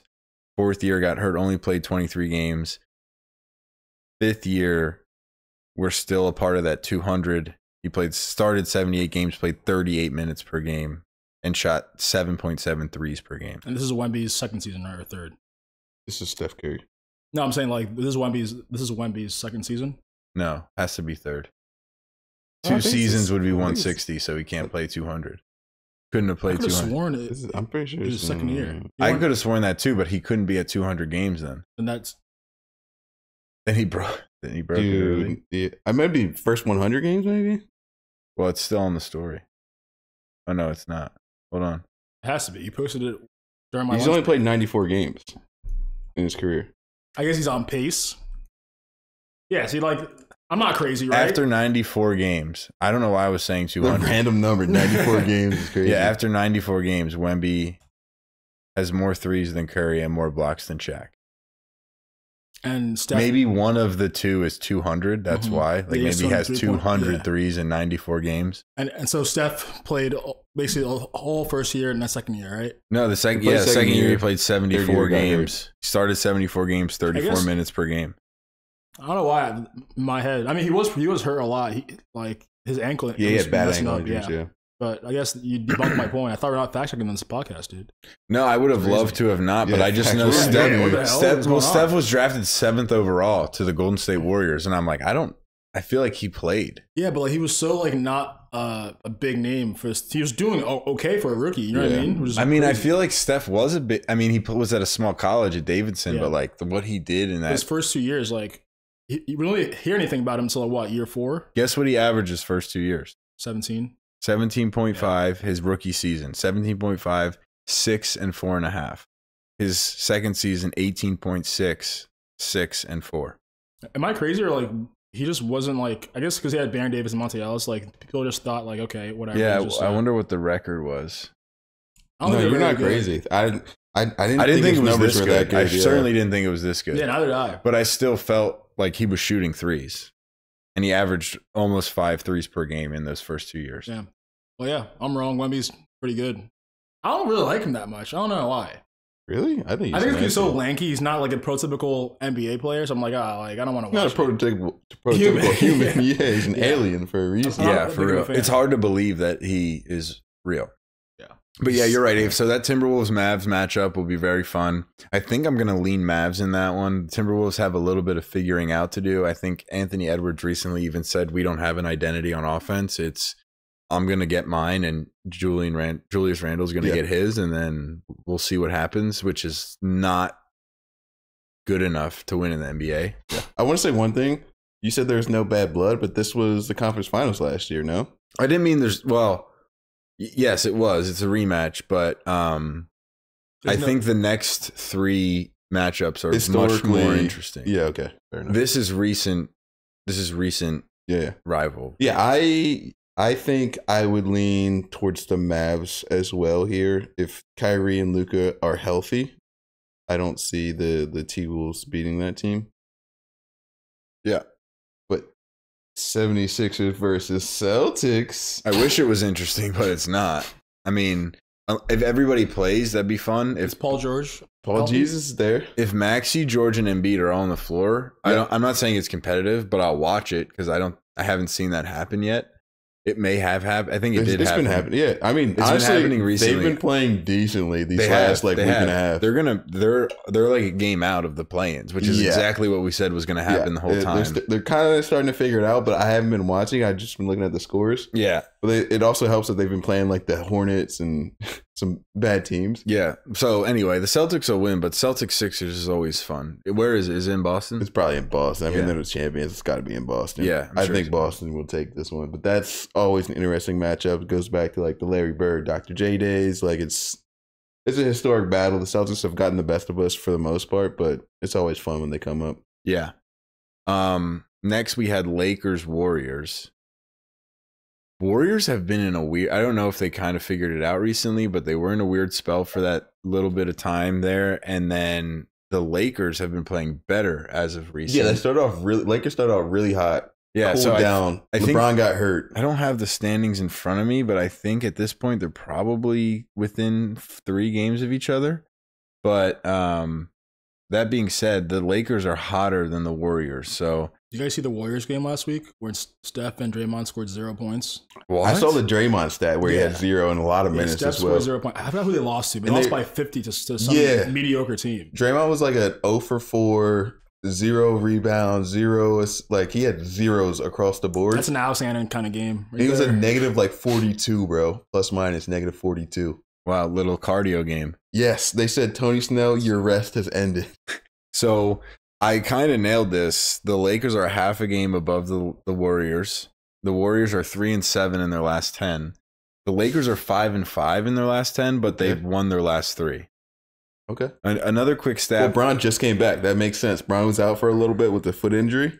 That's even more amazing with the stat I'm about to drop. I don't have it in front of me. Maybe I do. So Jokic is having this incredible MVP season.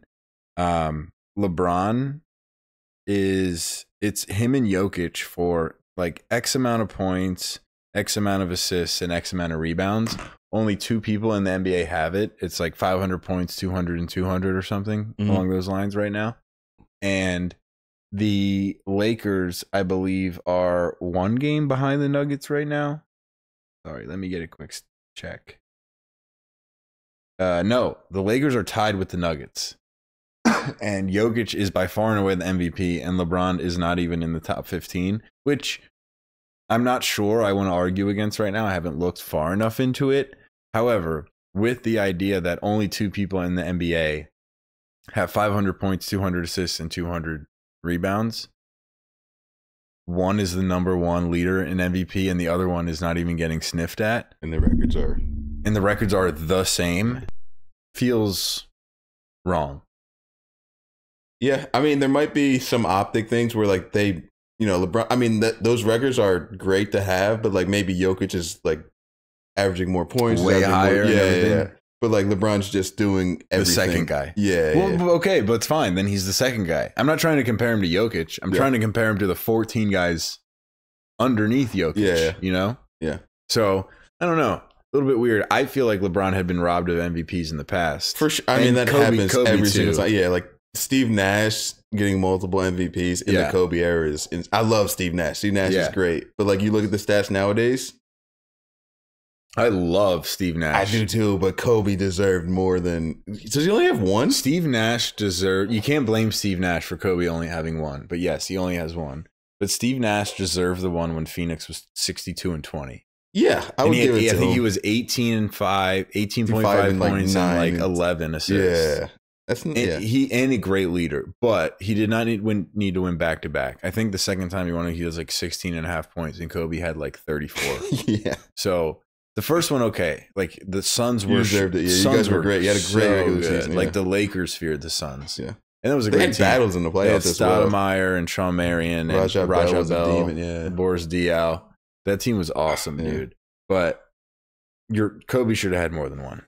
100%. That's crazy that he's one of the best basketball players of all time. He's only got 1 MVP. So that segues us pretty well, actually, into the last game on Christmas, which is Jokic and the Nuggets against Booker, Durant, and Beal. That's what I'm talking about. Shout out the big 3. And the Phoenix Suns. I don't know. I gotta imagine that'll be a good game. I don't even really care what the records are. The Suns seem to be struggling. They're 4-6 in their last 10 and lost their last 2, but kind of a weird team where it's like you make the playoffs and figure it out. I'm just not sure about their depth. Do you know more than I do about it? Their depth is still not great, but they have the 3 superstars that they're hoping that can power them through. That hasn't worked like in so long. Yeah. Like so many teams have tried and failed. Like the Boston Celtics and the Heat did it, and that's it, kind of. Like some people want to argue Kobe had a 3, but I don't. I would say no. I would say it was him and Powell, and then there was a drop off. But like Bynum was nasty when he was for like a year or 2. The 2 years, like really, really good. Yeah, but it was like him and Boogie. Like he was like the best big Boogie man. good. Yeah. No, he was nasty. Anyway, I think the Nuggets Suns game will be really fun to cap off your Christmas day. You'll probably be back home in your pajamas, hopefully new pajamas, and watching that game. Some hot chocolate going, some fire going, maybe in the house if you got it. But yeah, NBA Sunday usually delivers. They've got some competition this year, but there's going to be hella sports on. So pick your poison. You know, whatever you like, whatever you choose. Put it on the TV and watch some sports, man. The best type of Christmas is one with sports and hot chocolate. Yes, Thirsty. So real quick, I'm gonna jump the next topic, Ave. We'll save that for a little bit later. I want to talk a little bit about the MLB offseason, just to power through it. A little segue. Thirsty. 2 signings. There's more, and we'll make sure that when the MLB really comes around, spring training, we mention all the biggest moves, but 2 little quick ones. Sean Manaea signs with the Mets, re-signs with the Mets. Interesting. Little shout out to Bickle on that one. Just the Bicks. Ave wanted to be 100% certain we shout out Bickle on that. Obviously, the Soto signings, the big boy. Pete Alonso, notably still not signed. Maybe a little revenge signing with the Phillies would be sweet. Move Harper back to the outfield. I wouldn't be opposed. Because honestly, if he's not getting the offers that he wants, it would be embarrassing to go back at a lower rate to the Mets after having a pretty good year. Yeah. And they just signed Soto to $760 million. Bag. So go to Philly, or I guess Atlanta, but they have Olsen, so Atlanta's not in the market at all. Olsen's better than him. So go to Philly, move Harper back to the outfield, and let Pete Alonso fight for a huge contract. Whatever. Sign him for 2 years, 1 year. Destroy the Mets. Make them embarrassed about Soto. Yeah, you play them what? How many times do they play them? Like 10, 15 times a year? Like, Yeah. So come on over, Polar Pete. Just give us 1 year, 2 years. Yeah, and then go sign with the Yankees for like sure, 600 man. mil. We'll give you a lot of money, but you can chase more after, man. Yeah. Let's 2 years, 60 mil, and then maybe 70 mil, and go sign with the Yankees. We can talk. Hit us up. Let us know. Yeah, when you're out of your prime, the Dodgers will sign you. It'll be perfect.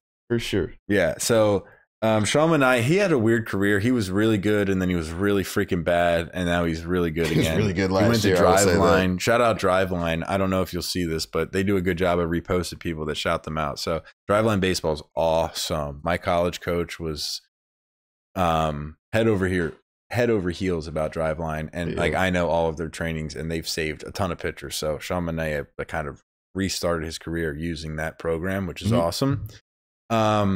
Interestingly enough, the Phillies signed Jesus Luzardo. Jesus. Which I think we are in the market for a hitter, but Jesus Luzardo is nasty. He was the number 1 prospect in my class, or out of Florida, so like top 10 overall. Sorry, I'm wrong. Not in my class. He was number 1 recruit, but in when we were seniors, he was a freshman. And Juan, he was from Juan's like district. And Juan played him in high school when Juan was a senior and he was a freshman. And Juan's team lost 8-0 to freshman Jesus Luzardo. He did a complete game. I think so. What a beast. So anyway, he was a Marlin for a while, and he was very, very good. He had kind of a down year. I think he played somewhere else too, but he was most recently a Marlin. He had a bit of a down year. I can't nail on where he used to play. I think one of the Chicago teams. No, that was Quintana. I don't know from the Marlins. Maybe he was a Marlin. I don't know. It doesn't really matter. But now he's a Philly, and he's really, really good. Like, he's going to be our 3 going into the season. I mean, 3. So Ranger's out. Ranger danger? Ranger's going to get traded. Okay. Yeah, he just signed with Scott Boras. Like, he knows what's going on. Yeah. So Ranger's gone because we extended Chris Sanchez to a pretty big contract. Mm-hmm. So that kind of was a sign to Ranger to be like, hey, we're going to trade you. I think we're going to try to package Bohm and Ranger into something. Okay. Yeah. But yeah, that's real quick MLB offseason. Just want to keep the people informed. As big signings happen, we'll let you know. There's plenty that will. Goldschmidt to the Yankees is, I guess, pretty cool, but he's 37. So, I mean, he's great. Or he was great, but he's old. He had a career for sure. So, Yankees, classic Yankees, just trying to see what fits. But Sometimes you need players for culture as well. Yeah. Another quick one. Or did we already talk? Oh, we already talked about this. So never mind. Soccer, Ave. I'd like to talk soccer before boxing, but what do you want to do? That's fair. We can do it. We got two footies. left. We can do a little footies. All right. So we're going to talk footies, then we're going to talk boxing, then we'll let everybody go. The Prem, Ave. Really interesting still. I mean, a weird year. Such parity. Man City stinks. Liverpool's back on top. Arsenal can't stop scoring corners. Dude, their free kick coach needs a raise. Yeah. Oh my gosh. I mean, Gabriel, he's been out for a little bit, but when he was playing, incredible. I must say, same with Saliba. Gabriel in FIFA, his like heading stats, heading accuracy, all that is insane. His aerial plus. Yeah. He's so nasty. Good. Yeah. So anyway, Arsenal's obviously staying in the thick of it. Chelsea too. I don't really believe in Chelsea, although Cole Palmer's so young nasty as well, though. Yeah. And Cole's so dumb that he can't feel pressure. Nope. So that's actually, I'm fearful of that. Yes. I wish Melvin still watched and followed the Premier League because he would love Cole Palmer. He really would. Yeah. Absolutely. Yeah. Oh, yeah. Me neither. Yeah. What do you say? I can't believe he's black. Yeah, he's black. He's a black man. That's nuts. You got to bring that up every single episode. He's that's an exciting white. But he's not. Yeah, shoot. Can't put that man on the tee. Oh, we were supposed to add Josh Allen, I think, needs to get added to the exciting white. I thought he was. That's good milk right there. Oh, right. Yeah. There was someone last week, but Mike's not here, so we can't add. We forgot to add to the exciting white list last week. But we're going to have to put it on hold again. Put it on hold, put it on pause. Mike will be back next week, and then we'll see what we can do from there. Yeah.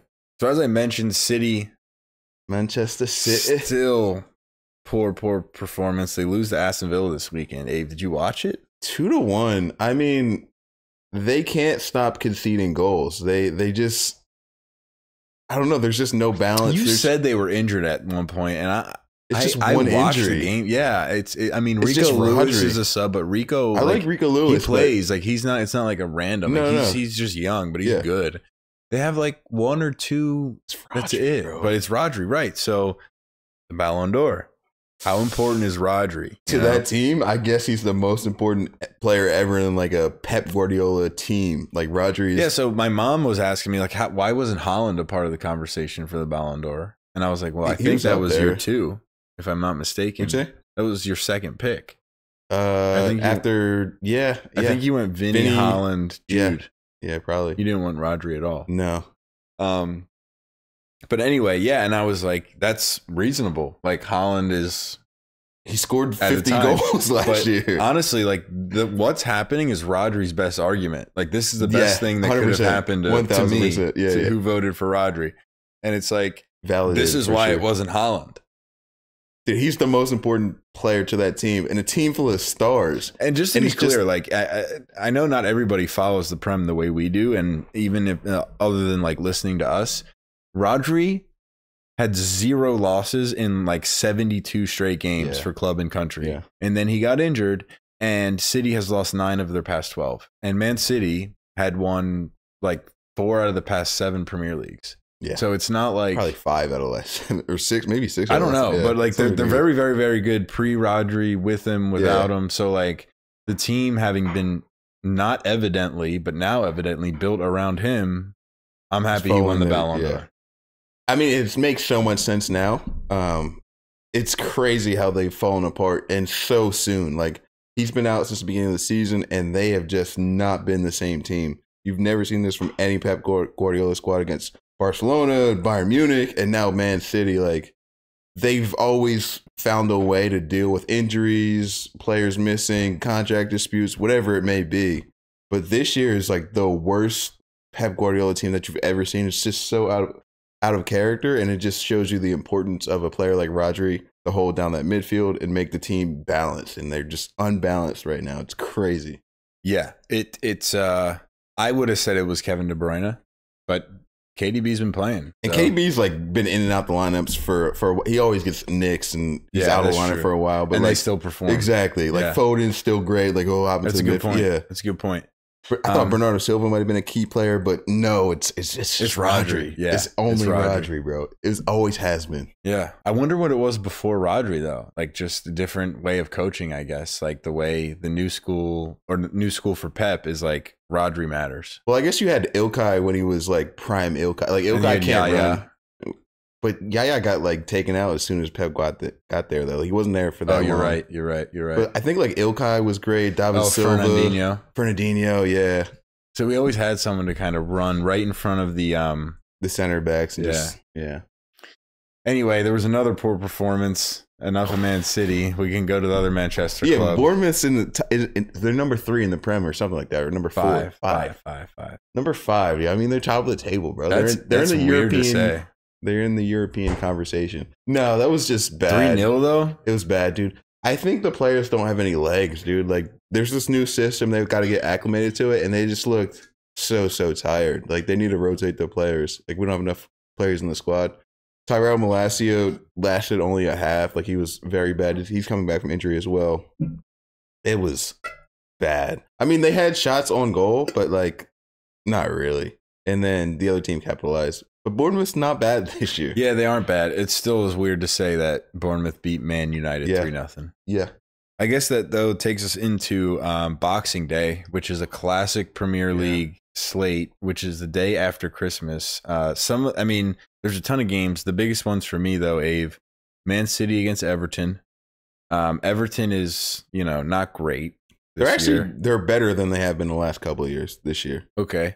But really just blue blood teams. Well, Everton's a blue blood team, and Man City's just been so relevant for the past 15 years that they feel like a blue blood team, even though they're kind of not. I mean, they're still in the top 6, like the teams that have never been relegated in the Premier League. They're still like in that upper echelon of teams, but even though they have not had the long success as the other clubs, I would say. And honestly, like they were relatively competitive in the late 90s and early 2000s. It's just that like their recent history has been so great that people are like, oh, they used to suck, and it's all new. It's like, well, I mean, Schmeichel played for them, and like Micah Richards, they were pretty good. Yeah, for sure. And then United Wolves. That'd be a good one. I will just be watching it because of you and United's history. And then, I mean, Wolves are higher up in the Prem right now than United. So in theory, if you're excited to watch United, you should be excited to watch Wolves because they're a better team this year. For sure. I like that Chelsea versus Fulham game. Fulham's been all right. What are they? They're 9. Yeah, Fulham's been having a little resurgence. They've got an American as well at left back, so I'm excited to watch that. But Chelsea, young players, they've been really, really good this whole year. Let's see if they can compete with Liverpool. I know there's like 4 points difference right now, but if they keep it up and Liverpool has some drop in form, it'll be a little interesting at the end of the year. If Chelsea keep it up, I'd be very surprised. Yeah? Yeah. I think Arsenal will end up second. I agree with you there, but Chelsea's just fun. It's cool. I'd be into it. I say surprised. I guess there's negative connotation within that, but personally, I wouldn't be upset. Mm-hmm. I would just genuinely be surprised. I feel like they're just it's Chelsea. They have the history, but this roster's kind of made up in a way. Like, I don't know. It feels like I'm playing FIFA and I just pull people together. We talked about it at the beginning of the year. Like they literally had too many squad players. They couldn't figure it out. Yeah. So it's not, and it's kind of their first year. Maybe, I guess they're saying, they're like, even the guys who have been there, like the Nkunkus and Enzo, who are in year 2, they're either injured now or were injured before. Yeah. So it's really their first year or they're not even there. But like Nicholas Jackson and Cole Palmer are just playing incredibly well. It's like, what's going on? And a new coach throw that into the mix as well. Cucurella's there. Yeah. So I don't know. They're figuring it out. Good for them. I just like if they kept it up for the whole year. I mean, we're only halfway. We're about halfway there. We're about halfway. So we'll see what happens. Is that it? Does that take it to boxing?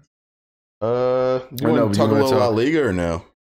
Yeah, La Liga's been weird. It's like the top 3 teams are always the top 3, which are Atletico Madrid, Real Madrid, y Barcelona. Mm-hmm. They keep like tying, losing, and then one wins, and then the other 2 drop points. Win. Yeah. It's like, no, you should win. No, you should win. Actually, you deserve it. Yeah, I mean, so in similar fashion, there should be around halfway through the season as well, but if one of those three teams could like put a streak together, they'd have pulled away a lot. Right. But it's like Barca's in third place, and then both Madrid teams will lose or tie, and Barca wins. And Barca now can like kind of jump up if they want to, but then they lose. And Real wins. It's like the doors open and then they just slam it shut on themselves single time. Nobody's pulling away. Yeah. So that's been very competitive. Right now, Atletico's at 1 with 41 points. Real Madrid's in second with 40, and Barcelona's in third with 39. Yeah, it's so close. So a title race is nobody breaking records here with the amount of wins, but it's equally interesting because it's more competitive this way. Yeah, I mean, all the top leagues are pretty competitive. Even the German leagues. I mean, you had Leverkusen win last year, and I think they're like 3 points off Bayern Munich this year. So, like, all the top leagues are pretty competitive. Yeah, Xhaka really found his. I thought he was out of his prime, but he's been great for them. And they love him over there. Yeah, they do. A little resurgence in his career. Mm-hmm. I know he fell out at Arsenal kind of hard, but he found his place, and they're doing very, very well. Yeah, I mean, he was good with Arsenal. He just like I don't know, he just like lost it. I feel like there's like some players where like you shouldn't expect more than what they can deliver, and Xhaka like fits that role where it's like, I'm a defensive guy. I will break up the play. I will play it to my winger, and like that's all that you should expect from me. You shouldn't expect me to play like a diagonal ball like 60 feet and like put it on someone's foot. Like, I just do my defensive work. I'll work hard, and I'm a great player for the team. Yeah, and for whatever reason, I don't know if it's in Germany. I feel like it is, but I don't want to be stupid here. But at least in Leverkusen, they have playmakers in front of him for him to just say. And it's also like they play, 5 in the back and 3 in midfield. So like there's a little bit more protection there. Yeah. Yeah, and they can do that because Frimpong and Grimaldo are playing offense as well. Yeah. So it's, all right, Xhaka, you play your role. The wingers will make up for the offense that you don't play. Yeah, and they go upfield, I'll fill in for you. Exactly. Like you just drop back to the right. That's, So he's just in the perfect place. Soccer's for him. in a good spot. Yeah. Very, very competitive soccer worldwide. Sure. All right, talk to the people a little about boxing, Abe. I know you mentioned you wanted to talk about this last time and you forgot. Dude, I was so upset that we missed it, but this was maybe the boxing event of the year. I don't know. There's been a couple of good fights, but we're talking about heavyweights here, which is the epitome of boxing, the epitome of basically any combat sport when we're talking about heavyweights. But we had a rematch between Tyson Fury and Alexander Usyk. Usyk took the first battle I think it was a split decision in the first battle, but he won all 4 belts to become the unanimous heavyweight champion of the world in boxing. And then the fight was so good, they had to run it back again. This fight was happening in Saudi Arabia this past weekend, and I was locked all the way in. Like, I did a bunch of shopping on Saturday, and I was like, yo, I got to be home. 5 o'clock, main event comes on. Like, I'm locked in. I need to watch this fight. And it delivered. I thought it was a great fight. Who'd you have winning? In my scorecard, I had Usyk winning by 8 rounds to 4 rounds. Is Usyk the dude, like, he's like a meme? Is he the classic, like, meme when he's staring at Fury? Have you ever seen that? Kind of. Did you ever see there's a Fight Promotions where, like, he did the whole Hitman stick? Like, he came in the outfit of a Hitman and he had the briefcase with him and he had, like, the bald head and, like, it just looked like I don't know that one now. I feel like I've seen him with, like, a handlebars. And he's like, he's a little troll, and like his English isn't great, so like it's really funny when he talks. I think, I'm pretty sure this dude, the meme's so funny. But dude, he's great. You ever seen? There's this. So he won though. The judges agreed with you. So yes.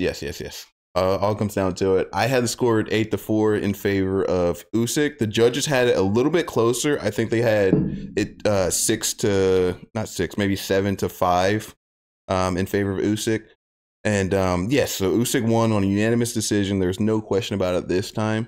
I also want to point out in this fight, they had an AI judge score the bout, which was really cool. First of its kind in any form of boxing, any form of combat sport. I saw that. So this was a 4th official technically. So the score didn't officially count, but like progressing in the future, this may come into play. And I thought it was really, really cool. And the AI judge actually scored it in favor of Usyk as well. And it was like they had similar scores to the judges' scorecard. So it may be something that we look at in the future and say, hey, man, the AI knows what it sees. Like, it knows what it likes. Baseball is testing things like that in like AA and AAA. So maybe boxing tested in like semi-pro or like This was the main event, though. It's heavyweight boxing. Well, I know, but they didn't use it. They didn't use it officially, yeah. Right, I'm saying officially use it on the smaller cards, main cards, yeah. For sure. But like, it's an interesting development. Like, technology is so good nowadays. Why wouldn't we? You know, like we have video, we have because replays part of the game is the refereeing. Yeah, you know, that's where people fall. Is like the players play. Like, why don't we just use robots then? Why don't we just use perfect robots to play the perfect game? No, that's not it. That's not what we're looking for. The human error in the refereeing is part of the sport. Exactly. And there's some egregious things that we need to take out of the sport, but like... Well, some people will say like the strike zone. Yeah. The strike zone is the strike zone is the strike zone. Yeah. I don't know. I think there's a little leeway. And there always will be. Like, I want human error within all my sports, or else why would I watch it if I'm seeing something so perfect? I totally agree. I'm just saying... Do you feel that way about judges in boxing? I mean, they've gotten it wrong, and like you've seen bad occasions where there was the Max Holloway fight. And this is UFC; it's a different sport, but there's a Max Holloway fight where Max Holloway lost a decision, and the gambling books gave back your money because they felt like it was so egregious that he won the fight. They gave back your money. So like, there's been examples in sports where like the judges have gotten it really, really wrong. So like there needs to be some recourse there. But I don't know if we go fully into this AI or technology, but like there's got to be some like meet me in the middle somewhere. Definitely something to dabble with. For sure. And then on this boxing card, there was another British fighter. This kid's name is Moses Atauma. He's 19 years old. He was fighting in the co-main event, and he scored a TKO in the first round. After 2 minutes, he knocked this guy down twice, and the second one was a TKO. Like, his corner came in and stopped the fight, but like he's won the watch in that heavyweight division. He's already on a co-main event for one of the biggest fights of the year, which is Usyk versus Fury. But 19 years old, Moses Atauma, you never really see this for heavyweights. Usually they're like later in their lives, they come into boxing at like 20s, late 20s, but like a 19-year-old, he stepped in and he's TKOing people, and it's crazy. Like, I don't know what his career will be. I've never heard of him until this past weekend, but Moses Atauma. There's another 19-year-old kid though. Is he a boxer or is he? He's a boxer, straight boxer, heavyweight boxer. There's a UFC kid who's 19, like Rojas. Or something. Rojas, yeah. I haven't seen him. Or I think I've seen him once on TV. Yeah, is he the real deal?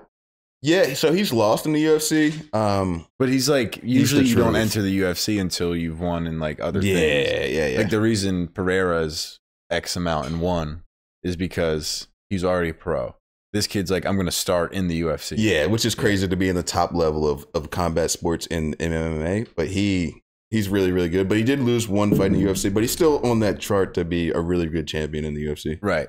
But just to be clear, it's as if like when Trevor Lawrence won every game in high school and every game in college and then went to the NFL. That's how a lot of UFC players end up in the UFC. Right. This guy he skipped a couple Trevor steps. Lawrence, freshman year of Clemson, saying, I'm going to go play for the Jaguars. Of course, you're going to lose some games. Mm-hmm. Cool. Well, that was awesome. Thanks for breaking down some combat sports for us, Abe. We always enjoy that. Bring some diversity, equity, and inclusion to the show. That's nuts. And that's all we had for you, I think, Abe. Unless you're seeing something I'm missing, I think it's time for the 2-minute drill. 2 minutes. Dos minutos. I'll lead that off if the team wants. You can go. I got a good one. Okay. My 2-minute drill is a quick one. It was mentioned. It might have been mentioned briefly on the last podcast, but not confirmed. Or it was just in passing conversation. Actually, no, I don't think it was. I think it was just at my Christmas party. So this was not mentioned. But Travis Hunter won the Heisman.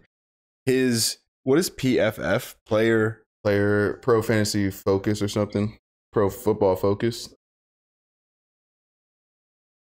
Yeah. So his rating was 90.3 this season. It is the worst rating of all of the past 10 Heisman winners. Which for me is fine, right? Somebody's got to be 10th. That's okay. That being said, Ashton Genty's player rating this year was 95.3, which guess where that would have ranked amongst the past 10 Heisman winners? Number 1. So the audio listeners, I was pointing to one. Dave was saying number 1 to the audio listeners. So take that as you will. That's my 2-minute drill. Yes, I can. Rebut, please. No, I'm not. That's just 2-minute drill. That's it. My 2-minute drill is back into the footies. Okay. Atletico Madrid. They were promoted to La Liga in 2002. They finished 12th, 7th, 11th, 10th, 7th, 4th, 9th, and 7th until Diego Simeone joined in December of 2011. They won the Europa League in his first season. Mm-hmm. Since 2012 in La Liga, these are their finishes: 3rd, 1st, 3rd, 3rd, 3rd, 2nd, 2nd, 3rd, 1st, 3rd, 3rd, 4th. And a Champions League, I think. No champ. They made it to the finals. They didn't win. They lost to Madrid? Yeah. Or Real? Yeah. Dang. I thought they won a Champions League. But hell of a coach, dude. This dude has never finished outside the top 4. Like, he's been in European competition every single year that he's coached Atletico Madrid. And as you've seen, they weren't a perennial favorite. I was just watching a highlight of 2011.